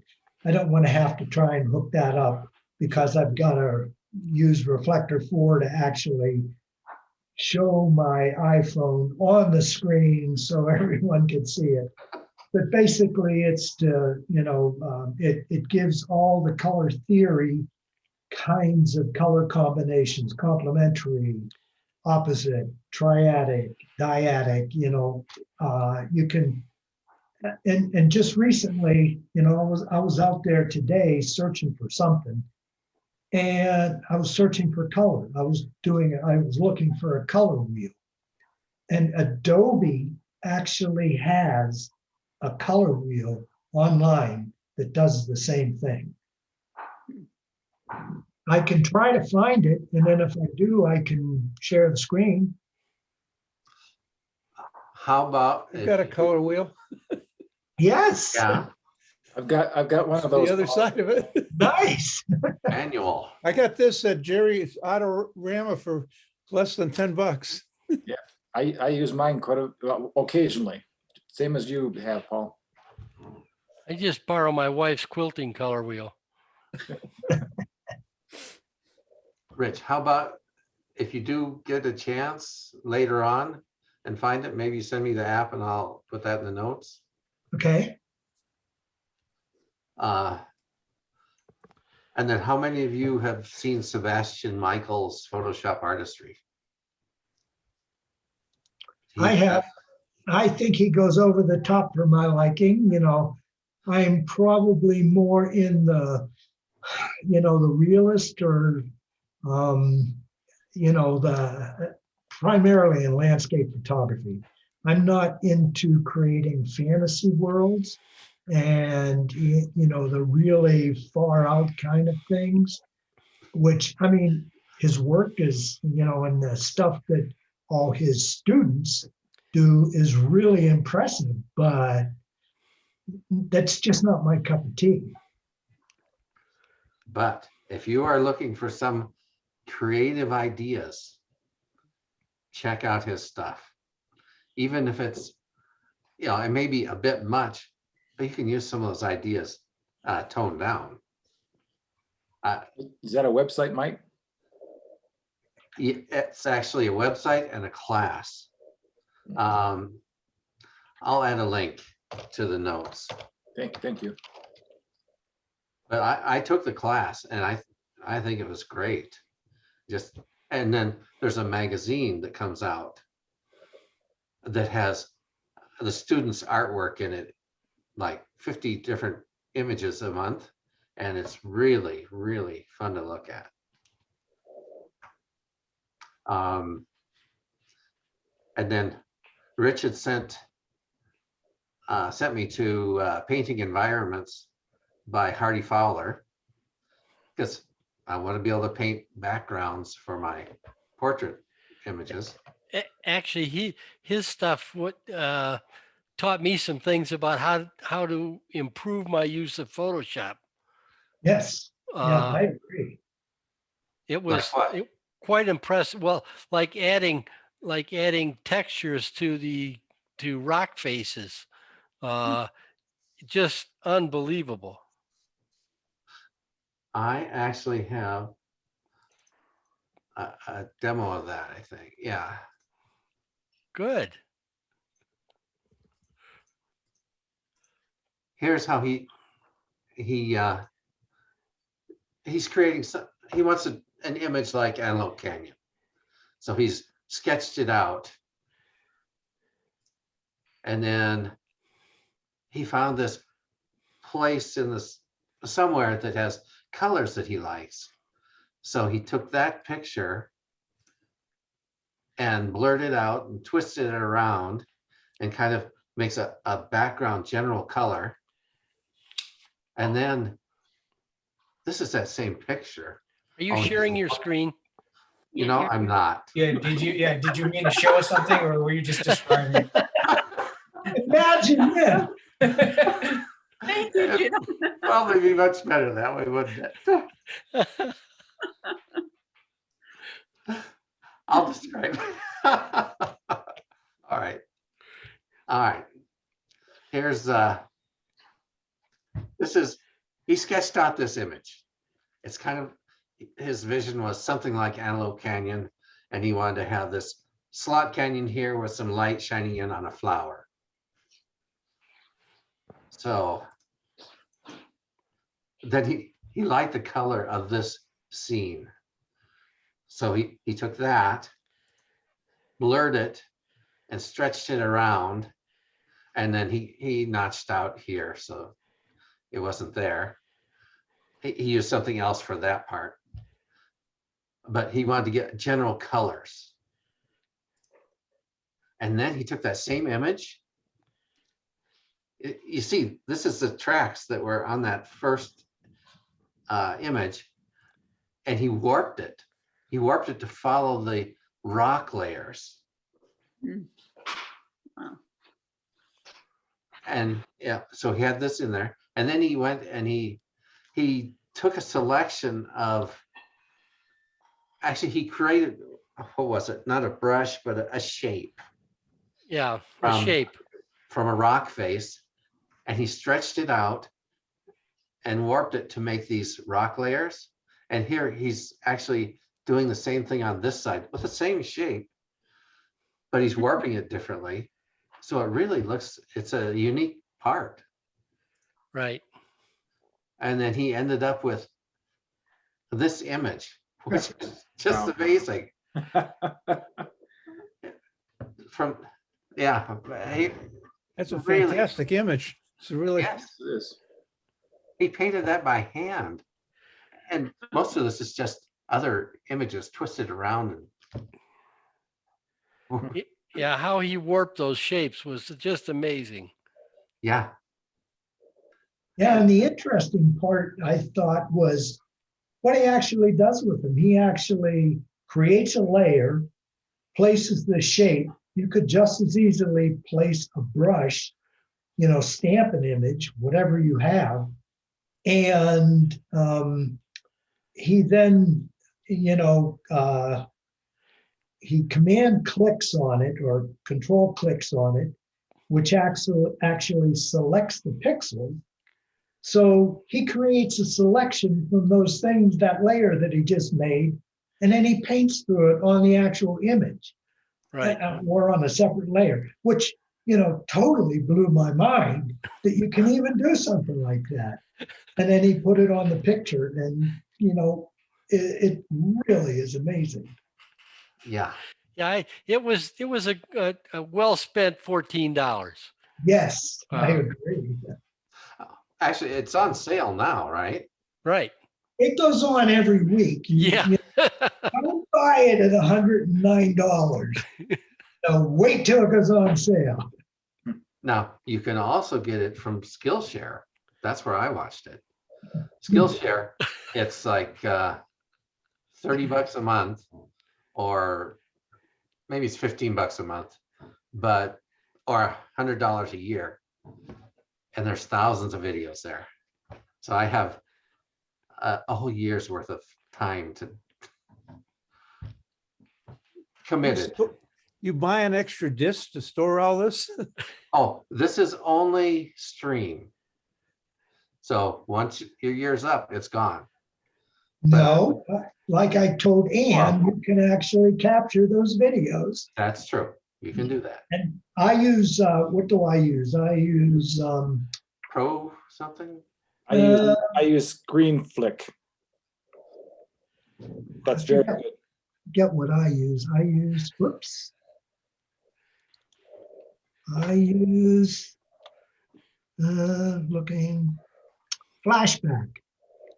Flashback works on a PC, and it is very good at either screen captures or video captures. It really does a good job. And I downloaded a demo version and tried it out, and it does. It works. It's not quite as sharp and nice, but it's very good. So You might want to try Screen Flick as a trial, Mike. Screen Flick. Yes, Screen FLICK, all one word.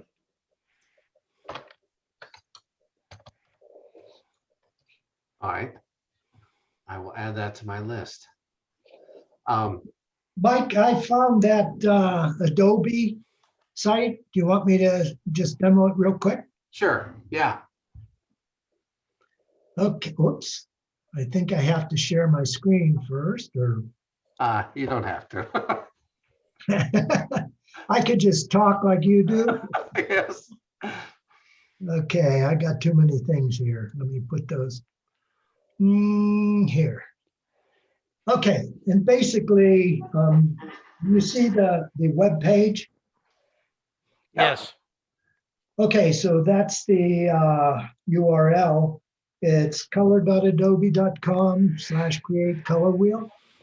And it will give you all of the standard, color theory And then once you pick one, you can actually slide these things around, and it gives you colors that are harmonious given your selected whatever. And so basically you can get colors that work together, like a double split complementary. Split complementary. Complementary is just, I can barely get past complimentary. Okay. so, you can pick colors from this color wheel, and that's all color wheel, is for, is to pick colors that would harmonize together. So you can make them pastelish, full hue, full saturation. And, so basically it's just a tool to play around with. Say, Okay. Rich, I have a question. Yeah. I've used my little manual color wheel. But if you look at like a flower, it's really kind of it's not too easy to align the colors of the flower exactly where with the color wheel. Or at least I don't find it too easily. Have you seen a tool that you could snap a cell phone picture of the or any picture of it, of the flower, and then bring it into a color wheel so that it would auto align where the target color is? Yes. Adobe used to offer something called Adobe Color, and they combined that into, I think it's Adobe Capture for your cell phone. And you can take a picture and it will select a color set for you, and you can save that color set. Oh, how interesting. Now, Okay, whether or that's not, I'm not sure if you can specify these categories that are listed on the screen, but it works really good if you're well, it works really good when I take a picture of something and my wife wants to use those colors in a quilt so that they all go together. Okay. But it would work the same for photographs or paintings. what was the name of it again? I think it used to be Adobe Color, and now I think it's combined into. Hold on a second. Let me look at this and see. I think it's combined into Adobe. Well, I still have Adobe Color on here, but I think they've incorporated into Adobe Capture. And that's on the Apple App Store? Yeah, I don't know. No, So Yeah, that doesn't quite. no, that doesn't do it. So it's on the App Store. So you can look for Adobe Color, see if that comes up. Adobe Capture, I think, incorporates the same stuff. okay. Which app store are you talking about? The Apple App Store. I I don't know if it's on. I would assume it would be on the Google or Android App Store also, but I don't know the answer. There is a plugin for Photoshop. It is called Pixel Recolor. And basically you just have any photograph that's up there and you click on analyze and it will pick out the dominant colors, and you tell it, pick out the 3 most dominant colors, pick out the 7 most dominant colors, and it will create, swatches of all those colors, and I think it goes up to 10 or I don't know how many. Let's see. I got it up here. You can pick up to 20 different colors, and it will actually create 20 swatches, or if you say 5, it'll create 5 swatches. You can then use those 5 swatches with this plugin to actually tone an image into those significant colors, or the major colors. So it's a way to grab the tones or the hues from one photograph and apply them into the other. You know, it's really pretty cool, but I haven't found a real good use for it. Can't you do that with Adobe Color Match now in Photoshop? You could. I have not used that, but you know, this one is billed as a recoloring app. So it's Fixel, Fixel, recolor. FIX or Pixel? X, yes, Fixel, F, as in Foxtrot. Pixel recolor. Yes. So another question. I took a picture of, I showed it at the camera club meeting. It was it's a kind of a red flower, and there was a green leaf behind it, and I had a green background. But the leaf itself was much darker green than the background, and I didn't know how that all played together because the green was a complementary to the red. And I don't know if that's distracting, or I don't have an easy way to bring it back up right away. So are you thinking that you should change the color of the background? Well, I had a flower and I just kept changing the background to see what the construction paper. I've got a whole stack of it in all manner of colors. And I got an approximate color from my little manual color wheel. And I was trying to figure out, you know, which way gives the most pleasing kind of image. And a little bit of that, of course, is personal taste too. I liked it, but in this case, my wife thought something wasn't quite right. Maybe bring that next meeting. Bring your picture next meeting and we can all look at it. Okay. Let's see. Maybe we could try a fix it type thing with it. See what you like. The flower's long gone now. It was Yeah, just but a the image store-bought isn't. flower. The image isn't. You can still make modifications in that. Yeah, that's true. I've got the raw file, so Yeah. a lot could be done with it. Now, another class that Rich had recommended was digital painting by Aaron Blaze. Yeah, he's also very good. He used to be a Disney animator, and he's really good at drawing animals. That is especially animals and creatures. And I'll show you what he does with textures. Should I share that? Yeah, Sure. share the screen. Yeah. Yes. Let's start by sharing. So Wow. he's drawn this creature. He starts by sketching it out, and then he goes and he sampled an elephant. And he grabbed pieces of elephant skin. Almost all of this is from the trunk of the elephant. But this stuff around here, this is texture from the elephant's eye, from around the eye. And he brought him in, he twisted him around, and he did amazing things with texture. And it was just so easy. It was incredible. But that's another class that I took, and I do recommend it. He was just really good. And I think they're all still on sale at his website. Yeah.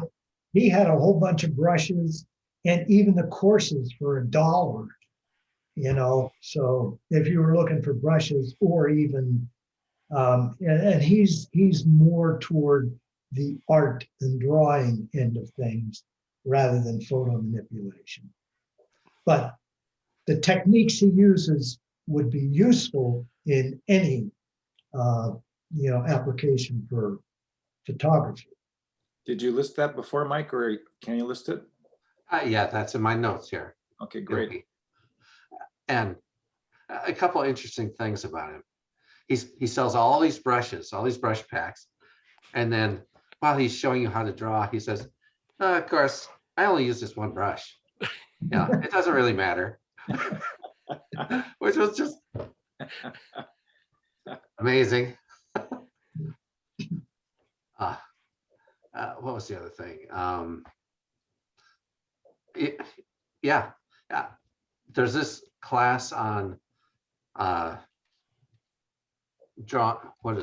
what was that one? Drawing animals It could have been. or basic drawing in Photoshop. But I bought his anatomy class, drawing human anatomy, and it was $10. And I haven't got to it yet. I've been doing too many other classes. But pretty incredible. And oh, so if you guys do want to try out Skillshare and get a lot of free time or a lot of classes cheap, if I invite you, you can get 14-day trial for free. So if you've got some time and you want to learn to paint in Photoshop, a lot of the things that he paints, that all these artists are painting, and they're painting in rim lights, and they're looking at how the light works and all the same things we do for portraits. It's just very interesting. And he wants to make sure there's a catch light, and just, it's very cool. So did anybody else find other things? Or shall we go on to the constructive critiques? All right. Let's, did anybody make any images that they want to show? And you can either just show them or ask for constructive critiques. And we'll be nice. I could show one. All right. Why am I always the only one that can show one? I got, as I said, I got a couple redos from last month. Good. I'll do that after you. Okay. I guess I have to share screen again. Yeah. Okay, can you see my screen? Yes. Yeah. Okay, this one in particular, this is the one that it's, if you go out to, I think it's Adobe Behance, you can download this action. It's called Painterly, but it creates all this impasto. I mean, it's just incredible. This, The detail and the brush strokes that you can actually put in these. so Rich, Yes. I tried this and got a very similar sort of result where it looks like everything is done with a palette knife, but I didn't know how to change to a different brush or a different style. Yeah, there isn't. He actually has the overlay for paint strokes that you can put on. So if you look at the layer list, some of them are the impasto and some of them are brush strokes. You Okay. can turn different ones on and off and adjust opacity. And you can change to a degree the look, but it isn't like this one is actually, that one is a Topaz Studio with a brush stroke. So that one, very much so, you can change the, the look of the stroke. Right. Are these one click? Do Yes. it, or do you paint it? Yeah, both of these are one click. The second one is my favorite of the two. I like the smaller strokes. That is really nice It's a really nice job. I mean, it's a really wonderful program, to get. Where's another one? And what program was that? That was in Topaz? Topaz Studio. Right. You can choose the brush size also, and the different types of brushes real easy. Yeah. Here's one that's more interactive. Basically I do a stylized watercolor, and then like Jim, he takes I put a mask on, a black mask, to hide everything, and then with white paint I paint watercolor brush strokes onto the image and reveal places, so it actually gives you a feeling of a watercolor. Mm-hmm. Very nice. Yeah, Yes. that is nice. I agree. Yeah, and this one I like. I like that too. Yeah, that was Great Basin National Park, right around the entrance. But that one was done with the painterly, and it's got more of the palette knife look.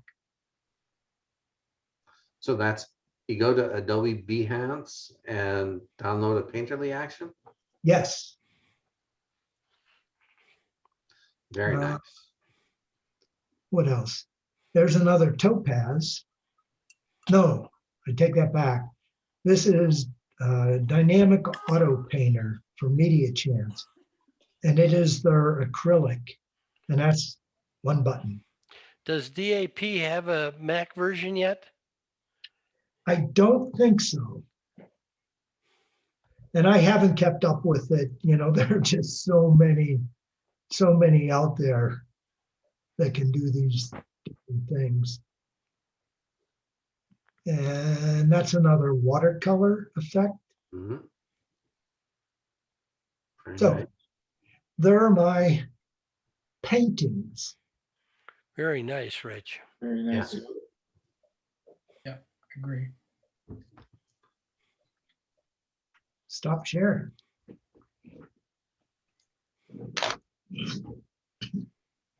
I've got a couple I'd like to show.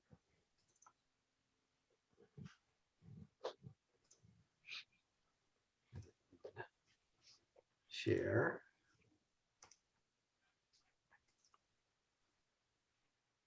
This is more of an abstract. I love the colors and the shapes and the texture. Mike, the last thing I watched from the art of photography was by a guy named Martin Rots, Rots, and he does some very similar things, and they're very nice. You would like him. You should. He's got a website. You can look at his stuff without having to watch his presentation. Martin Rots. Rots. Martin is spelled with two A's. Martens. TN, no S. And then ROTS. MAART EN EN ROTS. OTS. All right. He's out of the Netherlands. All right. So on this picture, I saturated it very hard, and I really went into levels and brought made black, solid black, just to make it more abstract. So what do people think? Tell me. I love it. I do too. It's really nice. You got I great like- texture, great light variation, and the blue and orange complementary colors. Yep, very nice picture. The only thing I might do would be crop a little bit off the right side, just a smidgen. Yeah, get rid of those words over there. Yeah. And this is one of my pictures that I really didn't do too much to. I cropped it and adjusted the colors. Where was it taken?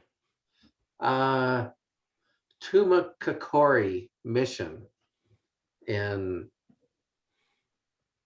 Arizona, I think. It's right next to Mexico. Mhm.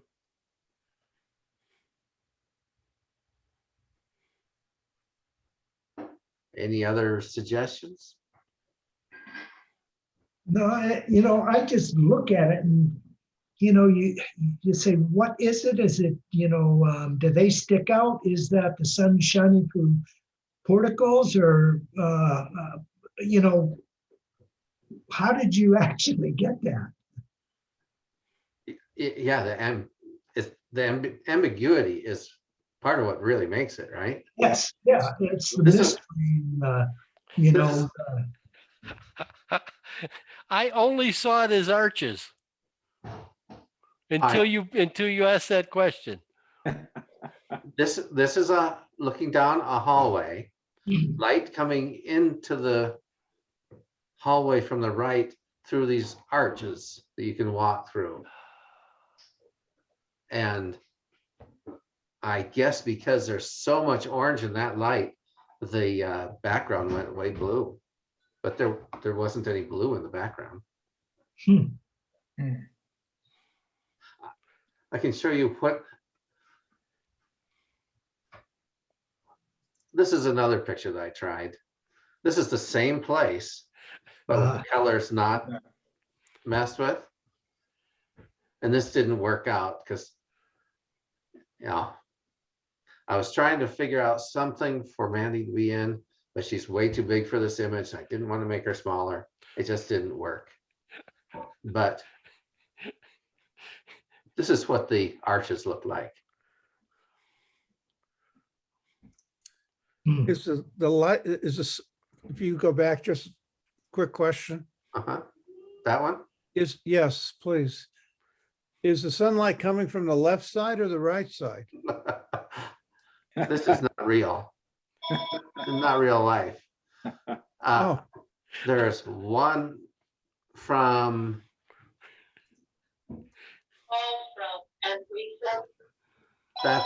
that's real. And then I took that. Actually, I took this much of it, flipped it over to make the other side because I want this very symmetric thing. oh, okay. So this is, And this part behind it, I put in some other things just to make it more interesting. oh, Maybe okay. if the motto wasn't so backlit, it might work a little better. I don't know. It just didn't work because Yeah. to make her look right, I would have had to backlight her. I think Make the her much lighting is darker. wrong on the model. Yes, That's but I didn't want to change it because, well, I didn't want to change her look. So I just trashed this one. But then also, if you said, you could try changing whatever's in the back because you've kind of stitched this together from several different images and see if Mhm. something will work. Maybe it's not worth doing, I don't know, but Are you saying just use a Well, dark 'cause background? you said already that like you took the kind of columns and flipped them over, and then I'm assuming like the door and that back window, those don't necessarily belong to the original scene. They don't. So then it's like maybe you find something else and maybe it'll work. Mike, did you try enlarging the background instead of shrinking her? You mean make it a taller image? Make it a taller image. I've been trying to keep to 16 by 20. But yeah, I could do that. Yeah, it just didn't work. Yeah, I would end up playing to change the background a little bit, darken it up, and then move her off to the side, and then change the lighting on either the left or right to kind of get the lighting on her to kind of match up a little bit. She's really lit from the front. Yeah. So there's light coming from behind and from both sides. It's just wrong. Wrap around. Yeah. Anyway. This is the other one I wanted to show. This was Mandy on David's Harley in front of Rose's Cantina from Old Tucson.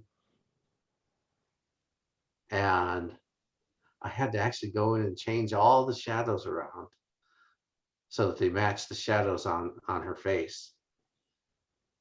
Because the sun was in a different place. That's a composite, right, Mike? That seems Oh, like yeah. a lot of work. It's a composite. And what do you think? Well, I mean, it still looks like a composite. I mean, I know what you're saying about you. I guess I'd have to see what the shadows look like, but on the other hand, it's like, Is she too bright? something. I mean, basically, and I don't know. I probably have to think about exactly. What do I think is not right? But I mean, it kind of does look like she just plopped on background. Did you use a flash, fill flash? Oh yeah. Yeah. Yeah, she's flashed. I couldn't tell you what's exactly wrong, but the shadows on the two cannons seem strange to me, and I can't explain why, but they just seem off. They are compatible with each other, but they're going the other way. I had to select the Canon and the shadow and flip it because the sun on the Cantina is upper right, whereas the sun on Mandy was, or the light on Mandy was upper left. So were these cannons actually not pointed straight out? I didn't, well, I flipped the angle on the Canon, flipped them horizontally. So they were crooked, yeah. But that's just the way they were. No, I did don't you know, try it for out? whatever reason, they don't look, I understood what you said, but they seem a little unexpected to me. Yeah. Yeah, I would agree there. Mike, did you try doing any additional textures and stuff to kind of get the background more out of focus, or kind of not as dramatic? Soften the blending. He showed that earlier in the meeting, right? You showed one Yeah. with texture. That one looked better, or at least it looked like this. This looks very like, yeah, you dropped her in there, and she doesn't fit in there. I went and I darkened the background, which maybe I went too far. Because it's obviously different light, but I wanted to bring her up. If you cut the cannon off the left and pasted it onto the right, so they were kind of facing the same direction, and I get the same vibe that Paul was, talking about. And so, cutting the left or copying the left side and pasting it on the right or vice versa might address them. So that both cannons are pointing in the same direction, essentially. Now, the interesting thing is that's kind of, the cannons are not wrong. Each one is flipped, but yeah, I understand. It's an odd look.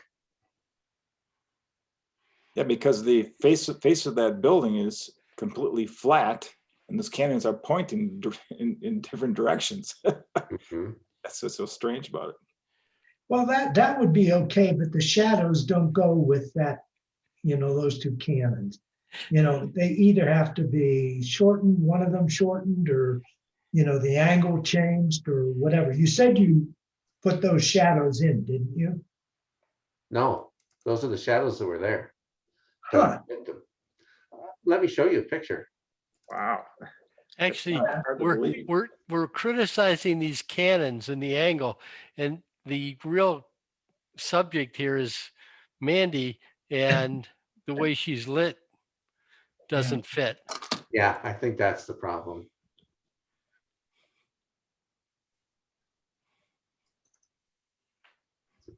That. Nope.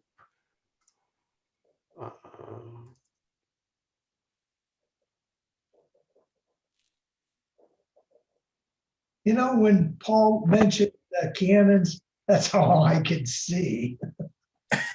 That's the original cannons. Yeah, they're pointing in the same direction now. But No, you- well, Yeah, Yeah. they probably are pointed in the same. I mean, because now if I think about like perspective, right?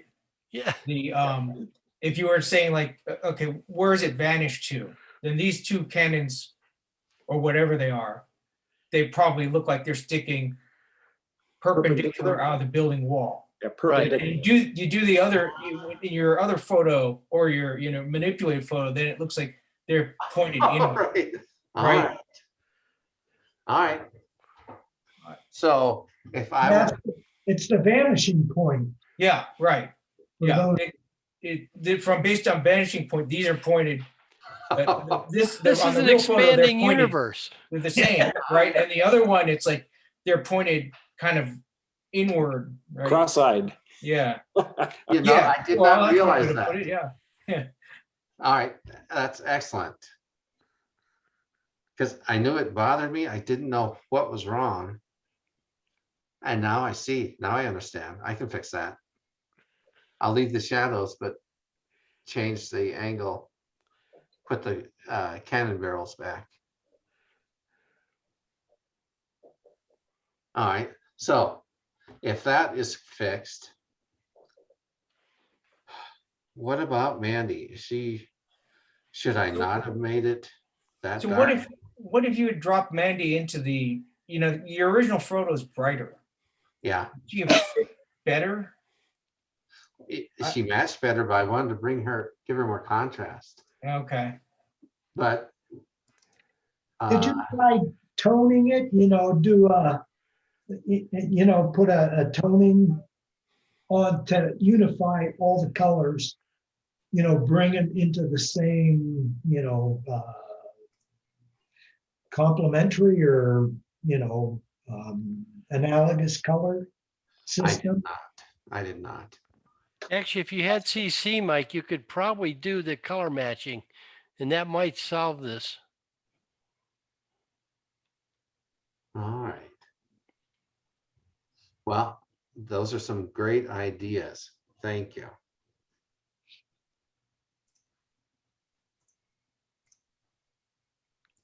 And we'll look forward to a new one next month. Hopefully, yeah. Maybe it will be a painting. Oh, let's stop sharing. All right. Anybody else have something they No. want to share? I was going to show a couple redos on the last month's. All right. This will be hopefully quick. So this is, actually, I should start here. This was kind of like, oh, I need to share, don't I? So this was kind of one of the results there. I think I darkened the shadows a little bit from the last time. And then I said I had a photo of a castle, and I looked for it, and it wasn't a very good one, but I decided to try to put it in. And so that's what that looks like. Oh, I think I that like improves it. Yeah. Yeah. Improves it. There was I did have to scale. I mean, if you were to go look at this photo is a terrible photo. I mean, I could show you the original. And I deliberately cut some things in different places to kind of hide them. Maybe I should just show you what that photo looked like. Yeah. It was the only photo that was sort of applicable. No, that's not it. Was one off there. Here. So that's the photo. Mhm. This is on photographic film. Yeah, I had to cut this out, and you can see like modern people on the bridge and things like that.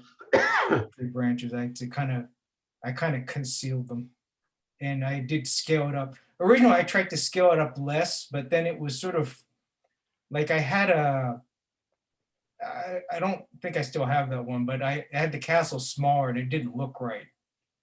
It kind of like, if you were to compare it with this one, this one almost has like this sort of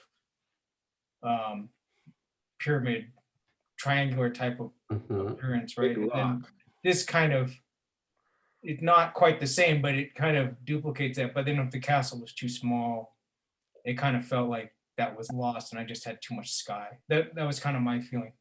I did also dull this down quite a bit to try to subdue the green in here. And I didn't try to do that separately. Maybe I should have. Maybe I should have just like gone in there and said, I'm going to subdue this, but not this. And it is kind of blurry, partially because of how much I blew it up. But on the other hand, I had all this kind of fake haze or fog on the battlefield anyway. So I said, okay, that's probably okay. What throws me Yeah. off a little bit is the color of the sand and the color of the castle kind of doesn't seem right to me. I don't know why. Yeah, I may be able to do something with that. Again, I put in sort of I put in some, I kind of dulled this photograph down to almost look like, okay, this is a dusty battlefield, but you don't actually see any dust. So maybe if I undo some of that, I can kind of get that back. Or again, if I try to go back to this, right? If I try to say I'm going to dull this down, but not dull the castle itself down, then maybe I can get some of that, make that look a little better. This picture right here, the one, your composite, Yeah. did you think about putting trees or, whenever you think about the time period, wasn't it that, it would have been forested and, weeds and, so the sand doesn't go with. Yeah. Part of the problem was, if we go back to the original photo that Mike had, it was on dry yellow grass. So I was trying to match that. And I could maybe try to go in and say, I'm going to alter it so that it actually looks like green grass, kind of not like this is a mowed lawn, right? Because this is a tourist attraction now, but kind of something more like that. So when I did this originally, I tried to match all that. And it kind of depends where you say this castle is, right?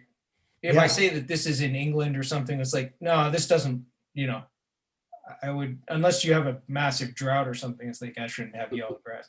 If I said this was like Mediterranean, Middle East, it's like, okay, maybe that's more credible.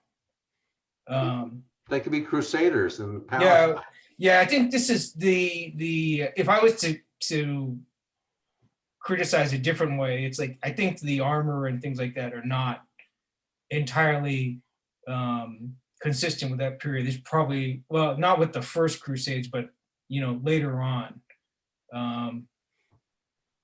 you might be able to argue that. Let's say fall of Constantinople or something like that. Maybe that might be closer to this type of armor, but and probably there's a mix of armor in here actually. But yeah. So if you said it was like a Crusader castle or somewhere like more Mediterranean or something, then I say, okay, well, maybe this will pass, right? But yeah, if I said this original castle photo is from England, if I say this is from England, it's like, I don't, you probably look at that and say, I'm not trying to buy that, right? What would Now be for one interesting to do suggestion is for you to consider. Yeah, sure. If the castle were lighter and the earth were darker, I think that would fit a little better. Okay. I wonder what would happen if you use some of like Rich's techniques of using a like the sketching type stuff that he had? Yeah, I could show, were you here last month? Because I'm No. gonna show one that's sort of like that. That's a kind of derivative of that. I could actually show you the original one. Oop, before you change this though, Sure. there's pretty hard shadows coming down from all these guys coming towards us, Yeah. but there I- isn't on the castle. Okay, that's true. That's true. So I would, I think I Yeah, might that's a good try point. darkening the castle down, Yeah, put it in shadow. that is a good point. The light on the, I think when this photo was originally taken, it was cloudy. No, right? I mean, you can kind of see that here. But yeah, okay, that's a good point. Okay, so then, yeah, Mike was mentioning, Michael was saying something more cartoony or something like that. This was originally, I called this the comic book one, but I was looking at it later and I said, you know, maybe this feels more like stained glass. So I tried to move in that direction. Mm, And so that's this one. But I'd probably need to like put it in like a framed window or something, but that's kind of said, okay, we'll maybe move it in that direction. yeah, if you made a frame around it and then put the little divider things. Yeah, probably for up here, right? I mean, I added one here where originally the filter didn't put in a line. Mhm. I could actually also try to put the castle in rather than this. But yeah, if it was real stained glass and it's like, this is probably, you probably can't make a pane this big. So I probably need to like start putting in lead canes kind of going out like this to kind of cut down the number of panes or to break this sky up into a number of panes, something like that. Mhm. So Uh-huh. yeah, Very nice. all right, thank you.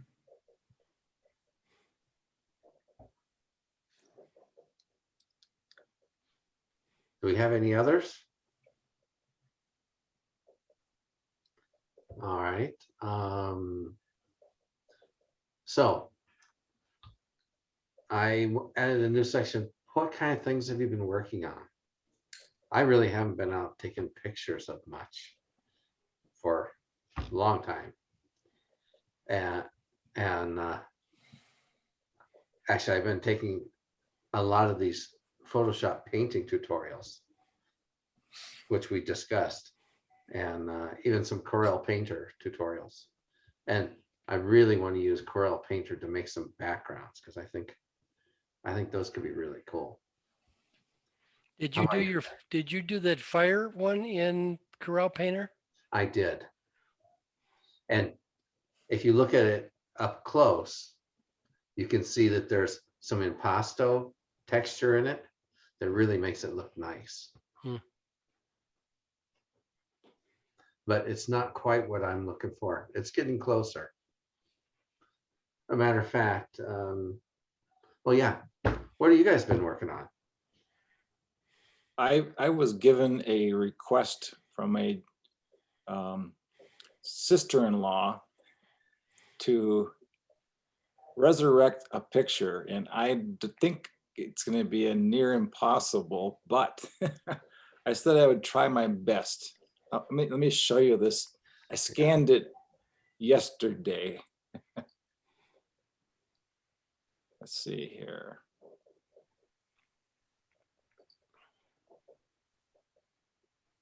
See if we can get the right one here. This is what I've been asked to resurrect.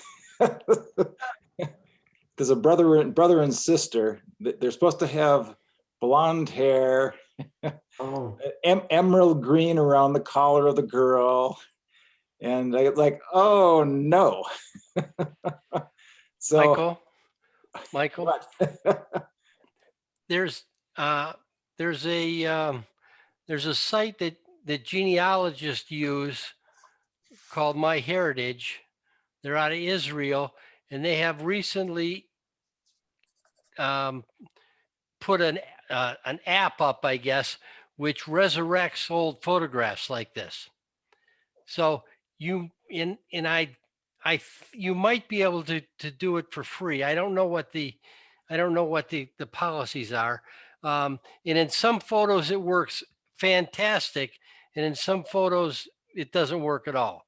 But it'd be worth a try, because they have an enhancement option and a colorization option. Hmm. And it's based on, an AI algorithm where they looked at hundreds of thousands of old photos that have faded and shifted in color.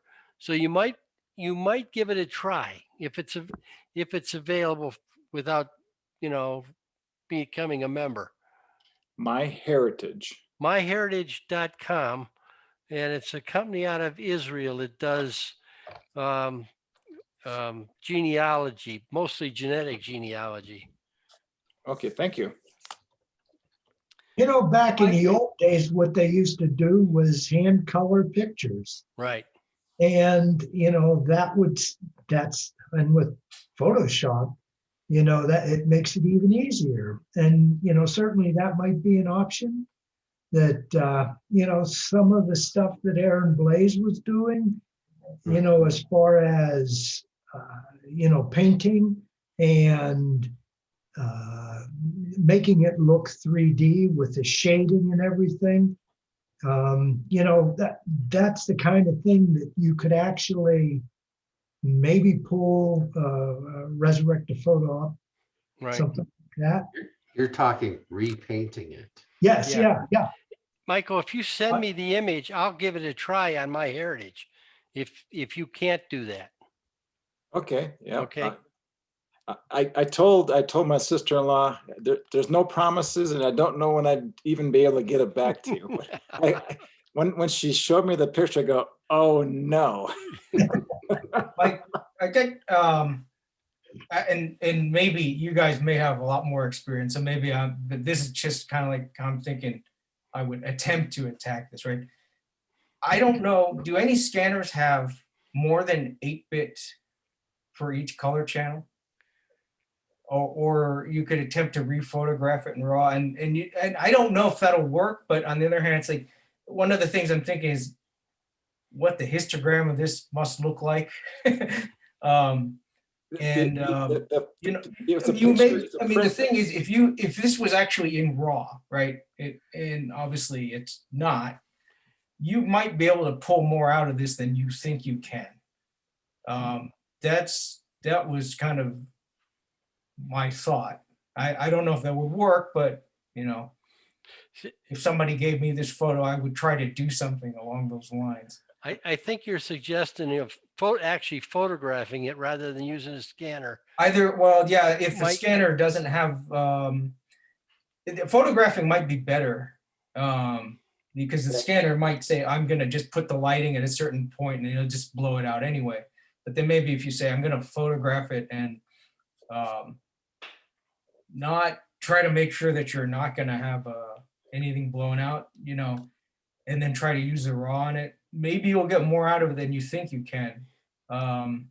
Because sometimes, I've had, especially early on in some of the portrait shoots or things like that, I had things that were way out, they're way dark. And it's like, well, I got to give the model something.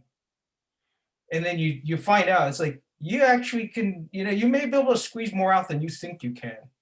I don't know if it'll work here, but that's kind of my first thought is like, it looks bad, but maybe it's not. I mean, if we also go back to the photo of the bull, right? I brightened up that bull by quite a lot. And you might not look at that. If you look at that with your eye at the original, you might say, well, that's not in there. And then you would actually use the RAW, and it's like, yeah, you can bring out quite a bit of stuff or see stuff that you thought wasn't really visible. And as I said, I don't know, because since this is from a photo, I don't know how much you'll get out of it, but that's my thought. And I don't know if it'll work, but All right, thank you. if somebody threw that at me, I would say that's what I would try. It might fail, but that's what I would try. By coincidence, Albert, I have a friend was scanning an old photograph that his siblings wanted, and he took a iPhone Max and took a picture of it, and that worked a whole lot. He did it in RAW on the iPhone Max, and it actually worked a whole lot better than a scanner. So that's something to at least think about. Mhm. Well, And if you're shooting with a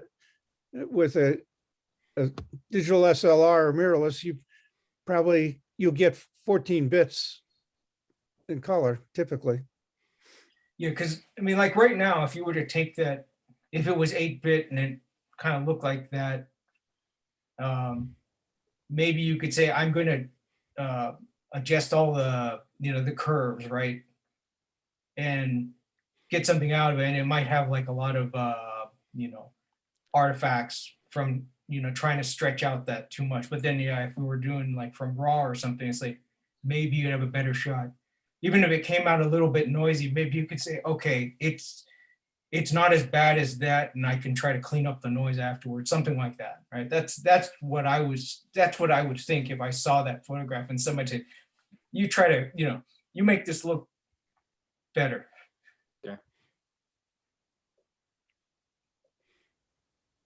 wow. It sounds hard either way. Yeah, well, it looks hard. I looked at that and said like, no. But it kind of goes back to what I was saying, like on some of the portrait shoots, sometimes I'd find that I'd set things wrong. And it's like, you still have to get the models of photographs, do something with it. And, with the RAW, or even in other situations with the RAW, it's like, sometimes you say like, I pull out more than I thought I could out of that photo. Hmm. Basically salvage that from what initially to your eye looks like that's a disaster. And I just wonder, did the color shift too, or just fade away? I believe it's faded away mostly. Yeah. Because Yeah, but the eyes didn't. They're really stick out on that picture. The eyes have it. I wonder if they were painted, if they were No. tinted. No, Was this, what kind No. of technology was it? Is it really old? So it was, it's really, really old. It's probably at least 25 years old. Hey, wait a minute, that's not old. Did they leave it out in the sun or something? Yeah, the silver should have held up better than that. What else are you guys working on? I'm admittedly not working on much. I mean, even for this, it was kind of like last minute homework assignment. This is the way I approached it. I do need to start working on, I was gonna probably work on some other photos or composites or things, and I have not had time at all. So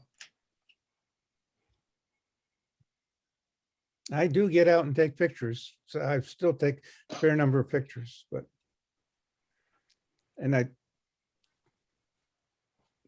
I haven't done anything in Photoshop, but I have loaded it on a new machine.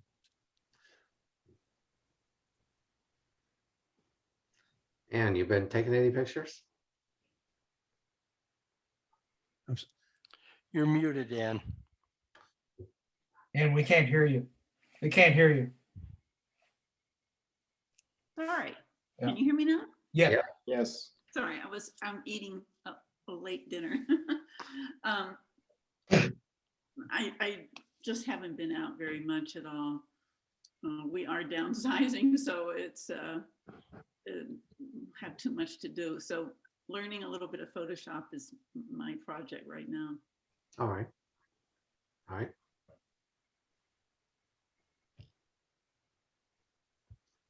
Anything else, or Jim, are you just watching videos? Well, I got out for 5 days at Capitol Reef and took some pictures, but I haven't had time to work them up trying to catch up with all the videos that you guys recommend. Don't listen to us. Well, no, they're really good. I've been really pleased, and it's things that I want to learn how to do. But and you know, after this art of photography conference, there's 2 new techniques that I want to try out shooting. So Yeah.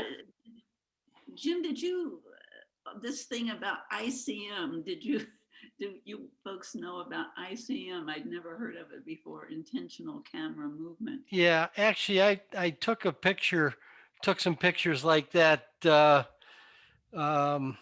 many years ago, and then the club had an outing, 2 years ago, where we went to King Super and shot some, um, they're called ICMs now, but swiping pictures Yep, yep, of the yep. various fruits and vegetables, Yeah. and it's really an interesting technique.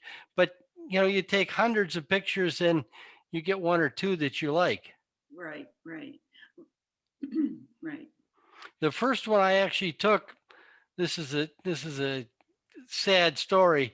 I had this great picture on the back of the camera after doing a swipe up at Walker's Ranch in outside of Boulder, and I got home, put it on the computer, and kept looking at it, and there was black spots everywhere, and they weren't streaked.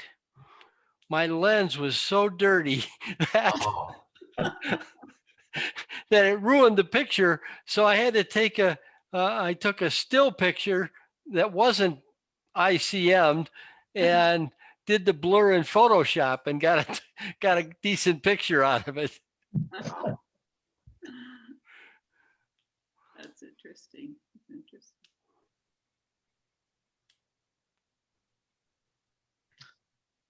let's see. Another question I had is, we've been doing this. What skills do you want to develop? What do you want to get out of this SIG? Just to make sure we're not wandering off into strange land. What do you want to get from the SIG? I'm still looking for a better way to have vision. That's still the technical things I can figure out. It's the vision that's the hard part. Have you been following Duchemin? David Duchemin? I following. I did look at some of his stuff, but I haven't been following it, I guess. He puts out a newsletter every week or 2, and vision is one of his big things. Okay. There's even a creative live class on vision, and what's the class he's going to give us in July? I think it's about artistic vision. I think so. So have your questions ready for him, because he is going to do a Q&A, for us.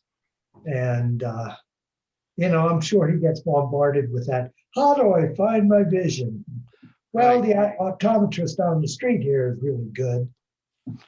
Right. but if you go to Creative Live, I think for about $15 you can probably get one of his classes on developing your creative vision. Okay. I'll give that a try, Mike. This Martin Rotz that I mentioned earlier had an interesting approach where he was trying to find his style, which is a little bit different than a vision for an individual photograph.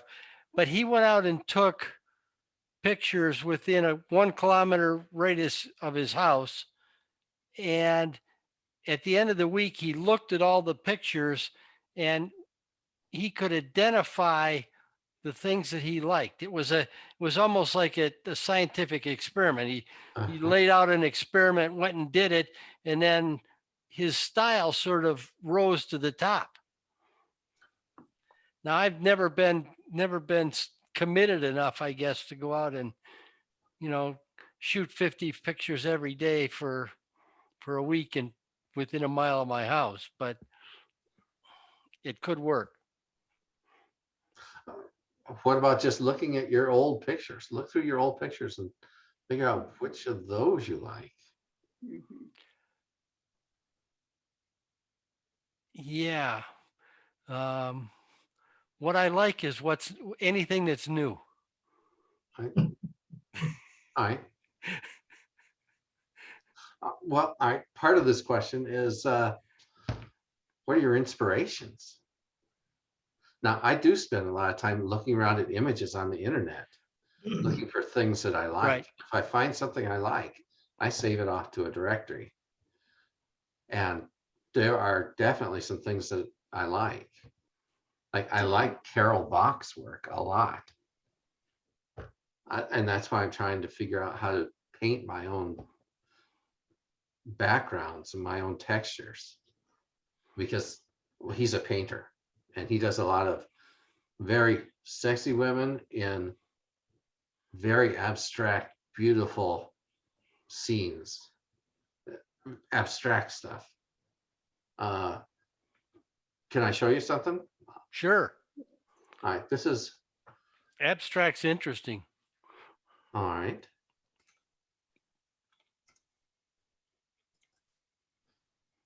I love this picture. Hmm. It's like an old steel porthole or something. And it's got a beautiful woman in the background. Just these abstract pieces to it. This is the kind of thing I want to make. And you consider this an abstract? I consider the rusted iron stuff abstract. And then he laid in the clock numbers because this is a round thing and it kind of. So what is he trying to say with this image, do you think, Mike?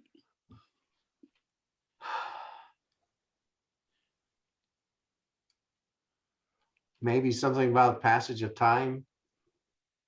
Destroying beauty or something? Yeah. Yeah, if you look in here, there's a clockworks behind her. Mm, yeah, I was trying to figure out what the clock. Oh, and then the numbers going around here and the round face. Right. At first I thought this was a porthole, but maybe it's more of a clock face. And then there are cracks in her skin. Yes. Uh-huh. Which carries through the cracks that are out here. Mm-hmm.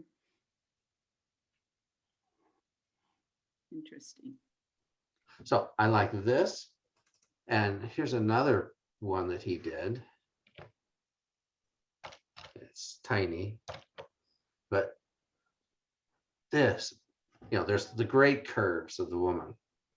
And then her eyes, those are just awesome eyes. And all this wild, abstract blackness. Maybe it's wings, maybe it's, I don't know, volcano fire or something. But this is the kind of thing I want to be able to do. Only I want to be able to mix real models in. I think they would really like this kind of stuff. So Doesn't Kai do some of that stuff, Mike? She is more into the gruesome, Ah, which that's cool too. okay. So how do you define this, Mike?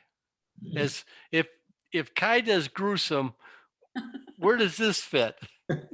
Oh, she's not scarred up at all. She is beautiful. There's beauty right in the center. And then there's this strangeness, strange texture surrounding. So have you tried taking Mandy's eyes and putting them in this? You know, I could. I could. What I've been trying to do is figure out how to paint this stuff, this texture. Hey, Mike, I need to drop off. All right. Bye, Paul. Thank you, Bye-bye. Paul. Bye. So, so it sounds like you're still talking about technique as opposed to your own vision. Is that true, Mike? Because you're trying to learn. My vision is this kind of stuff. I want to mix abstract and portraits. Mm-hmm. That's my vision. I want to make people look really good in a very strange, abstract environment. And then, of course, I need to develop the techniques to be able to do that. I had a kind of a similar discussion like this with my neighbor who is a artist but a painter. Uh-huh. And she found an artist that she really liked, and she was sort of copying his paintings. And I was telling her about Cole Thompson, who believes, a local photographer who believes in artistic celibacy, that you shouldn't, be going out looking at everybody else's work, that that you should develop your own vision. Now, not everybody agrees with that, of course, but that's another point of view.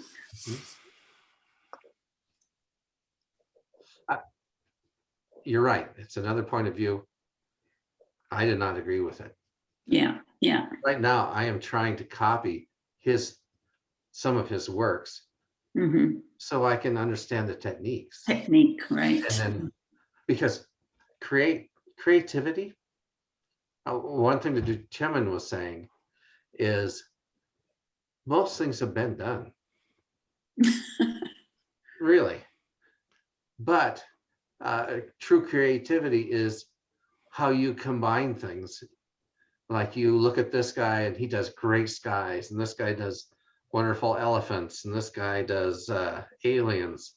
Mm-hmm. You kind of take that into your mind and create your own thing Mm-hmm. that maybe has a wonderful sky that has those blues you really liked. Right. Alien spaceship, or well, he was saying, yeah, go out and look at other people's stuff and then make your own. Mm-hmm. And that's what I want to do. But I have to figure out how he made it first. Right. Of course, this guy's a painter and he's professional. He's really good at it. So. Is it too late for you to go to art school? I know. Well, that's what I'm doing on Skillshare. I've taken so many painting classes, Photoshop painting. I'm figuring out how to move my arm to make curves that are somewhat nice. Can you draw a circle with your tablet? Hard. It's hard. Hard to make it meet up. Scolding. Why would you draw a circle with your tablet if you can use Photoshop to draw a circle? Well, because I'm trying to, that is one of the tests, right? If you're a good artist, you can just go and draw a circle. Right. Now, with But Photoshop, I'm not ever going to get there, Mike. with Photoshop, we can go and make the oval round and we can just make a perfect circle, but that's not what if you only need to make a curve? Erase half the circle. Well, you got to figure it out. I mean, I want to use the tools that are available to me, and I don't know how to use a sketch pencil or a paintbrush very well, but I know how to use the tools in Photoshop. So why not use them? Sure. I mean, just like the warping you were talking about of the elephant skin today. I mean, you'd spend weeks trying to draw that or paint that, but you can warp that elephant skin around a sphere or a face real easy. But at some point, I have to be able to at least draw a curve that isn't just all skittery. Mike, you need to upgrade to the newest Photoshop. And the brush has a smoothing setting. I don't know whether it was in 5 or 6, whichever you have. There is a But- little bit of smoothing. There's a box to check for smoothing. I Yeah, don't think it does anything. whenever you check it, there's also a slider that goes from 0 to 100, and that increases the circle that it's going to try to warp around. And it actually shows you where that line is going to go. And it smooths it. And you can draw a really, really smooth line. And you can, curve, make figure eights, and but it just smooths everything out if you have it at 100%. Well, that's why I use Painter. Painter does have the smoothing function, and I can go from 0 to 100 on it, and I can make things nicer. So yeah. And if I really felt like it, I would go to the new Photoshop, but We're not going to convince him. not yet. No, keep trying. Thinking $10 about a it. month. All right, so let's figure out. Are you getting what you want out of this? Or is there something extra you want to learn, or what do we want to do? Well, I think it's been good. We've investigated things and, scan the internet, come back with ideas and, share them, and that accomplishes the, parts of the goal. It is, how do we become proficient using the tools that we have at our disposal? And, that's really what we need to be good at. All right, And vision. and vision. All right. It's so abstract. All right. So what do you want to make? What's an inspiration for you? Me personally, Yeah. I really, I've dabbled, I've done oils and watercolors, sketching, never really good at any of those things. Of course, you need to spend time to get good at it. Never had the time. I've got the time now, but there are easier ways to accomplish that. So, to me, making, art, landscape art, very much like the old masters or something like that, to get that kind of a feeling into the photographs. So they're not so much a photograph, but they really are art. But photography is art too, not to diminish, the artistic nature of photography. But that's always been kind of, I've got Corel, I've got Art Rage, and I don't know how many others I've tried. By the way, the Krita is supposed to be very good, Krita, and it's a open source, runs on all the platforms, and it's got all the brushes, and it's a pretty good product. But I anyway. spent a lot of time with Photoshop. Yeah. I don't want to start over. Well, I haven't, I've seen reports on it. I have not gone down that rabbit hole. I've gone down enough other ones. I'm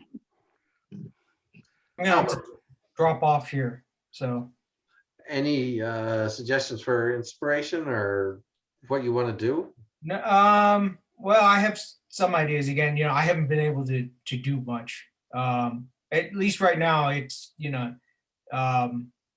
this has been very helpful for techniques, and then also seeing different ideas. Some of which probably aren't up my alley, but on the other hand, at least seeing them is still useful, right? Or interesting or educational, whatever you want to call it. See other perspectives. But then, yeah, more on the, right now, I'm, I think more what I've gotten out of this is like some of the techniques that are used, some of which I can't do because I don't have the full software, but at least it's good to know that they're, or try to replicate them myself, with other tools. But is that what you want to get out of this? I mean, I'm okay with that because,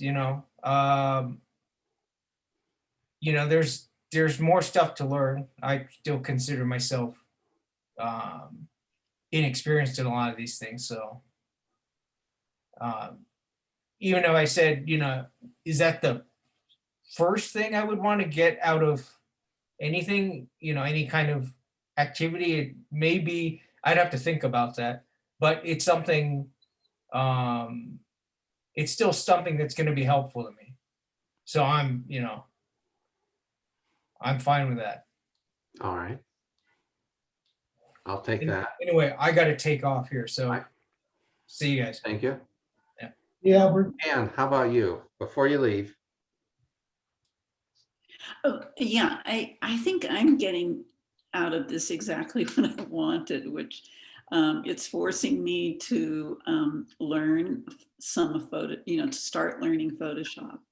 And I've learned a lot just from listening to you folks and, now doing more on my own. So I'm really at the technique level, I would say. And I do have a lot of photos I'd like to do more with, and I'd like to take some more pictures, but right now I just don't have enough time.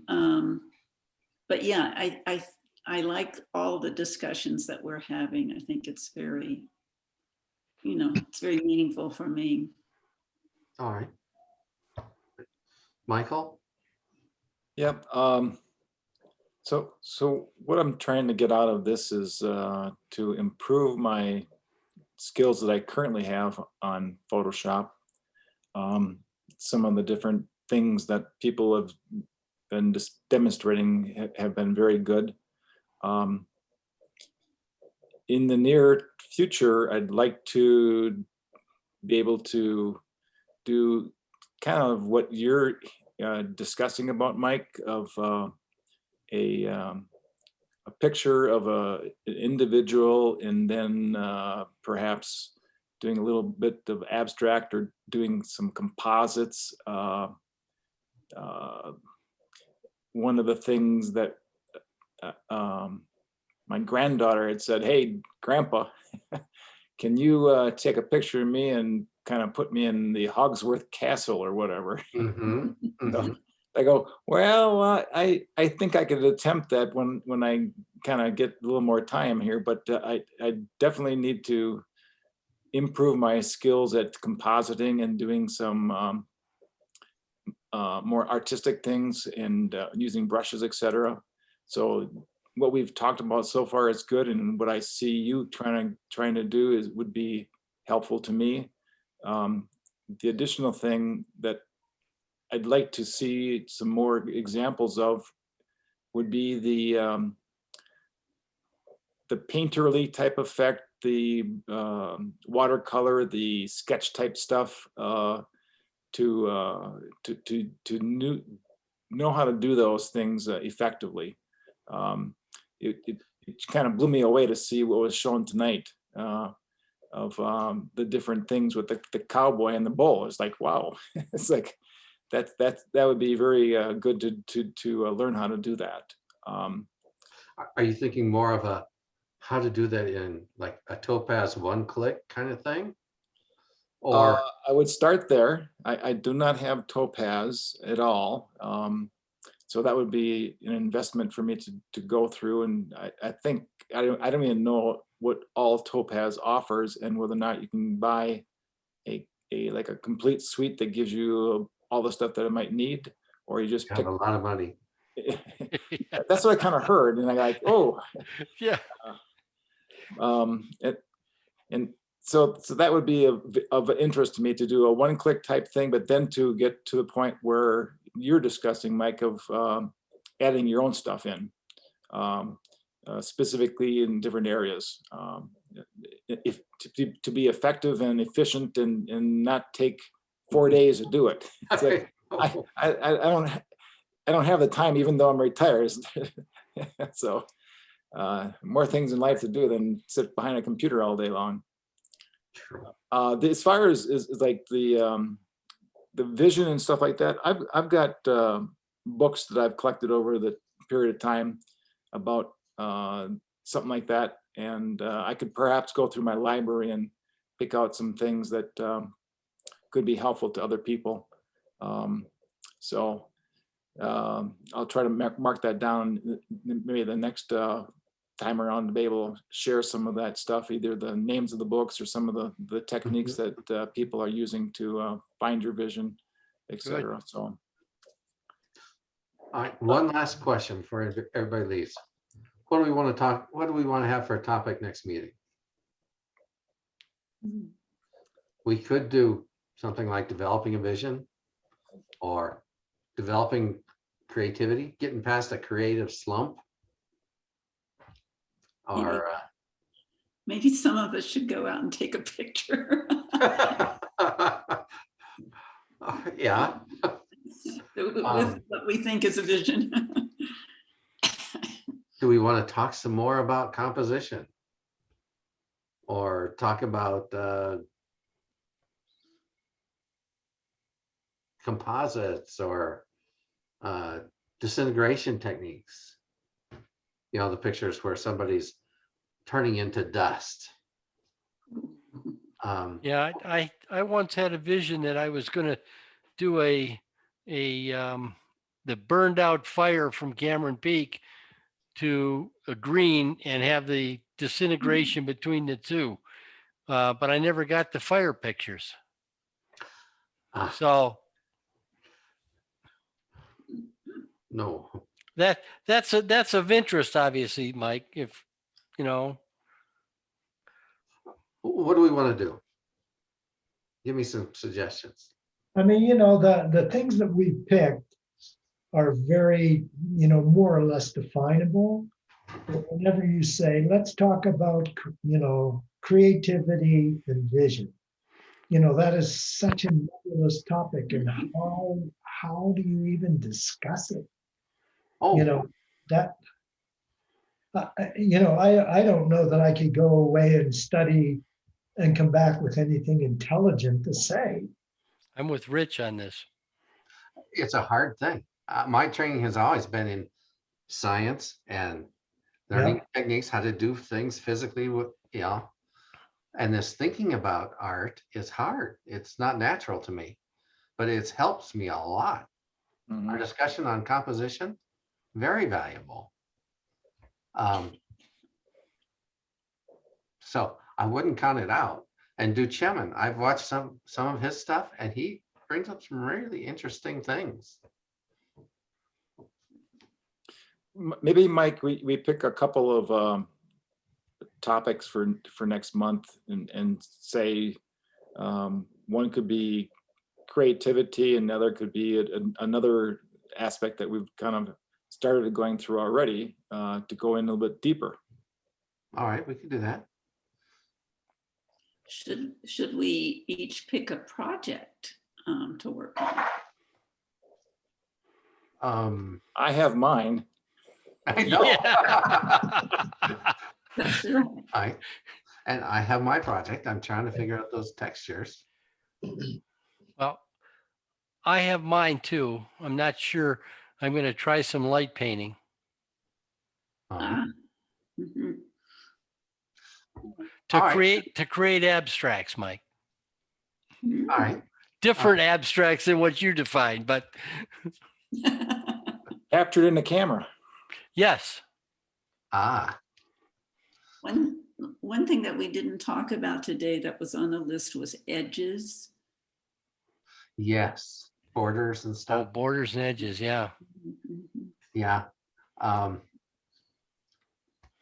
think that would be neat to talk about. at All some right. point. Well, we could. Do you want to talk about edges, getting over a creative slump, and personal project? Yeah, Sure. that's good. That sound good? That sounds good. Like it. All right. Well, that's 9:15. Thanks all. Wonderful. Thank you. Thank you, Mike. All right, bye. Thank you so much, Mike. Take care, Thank everybody. you. See you tomorrow, Rich. Yeah. See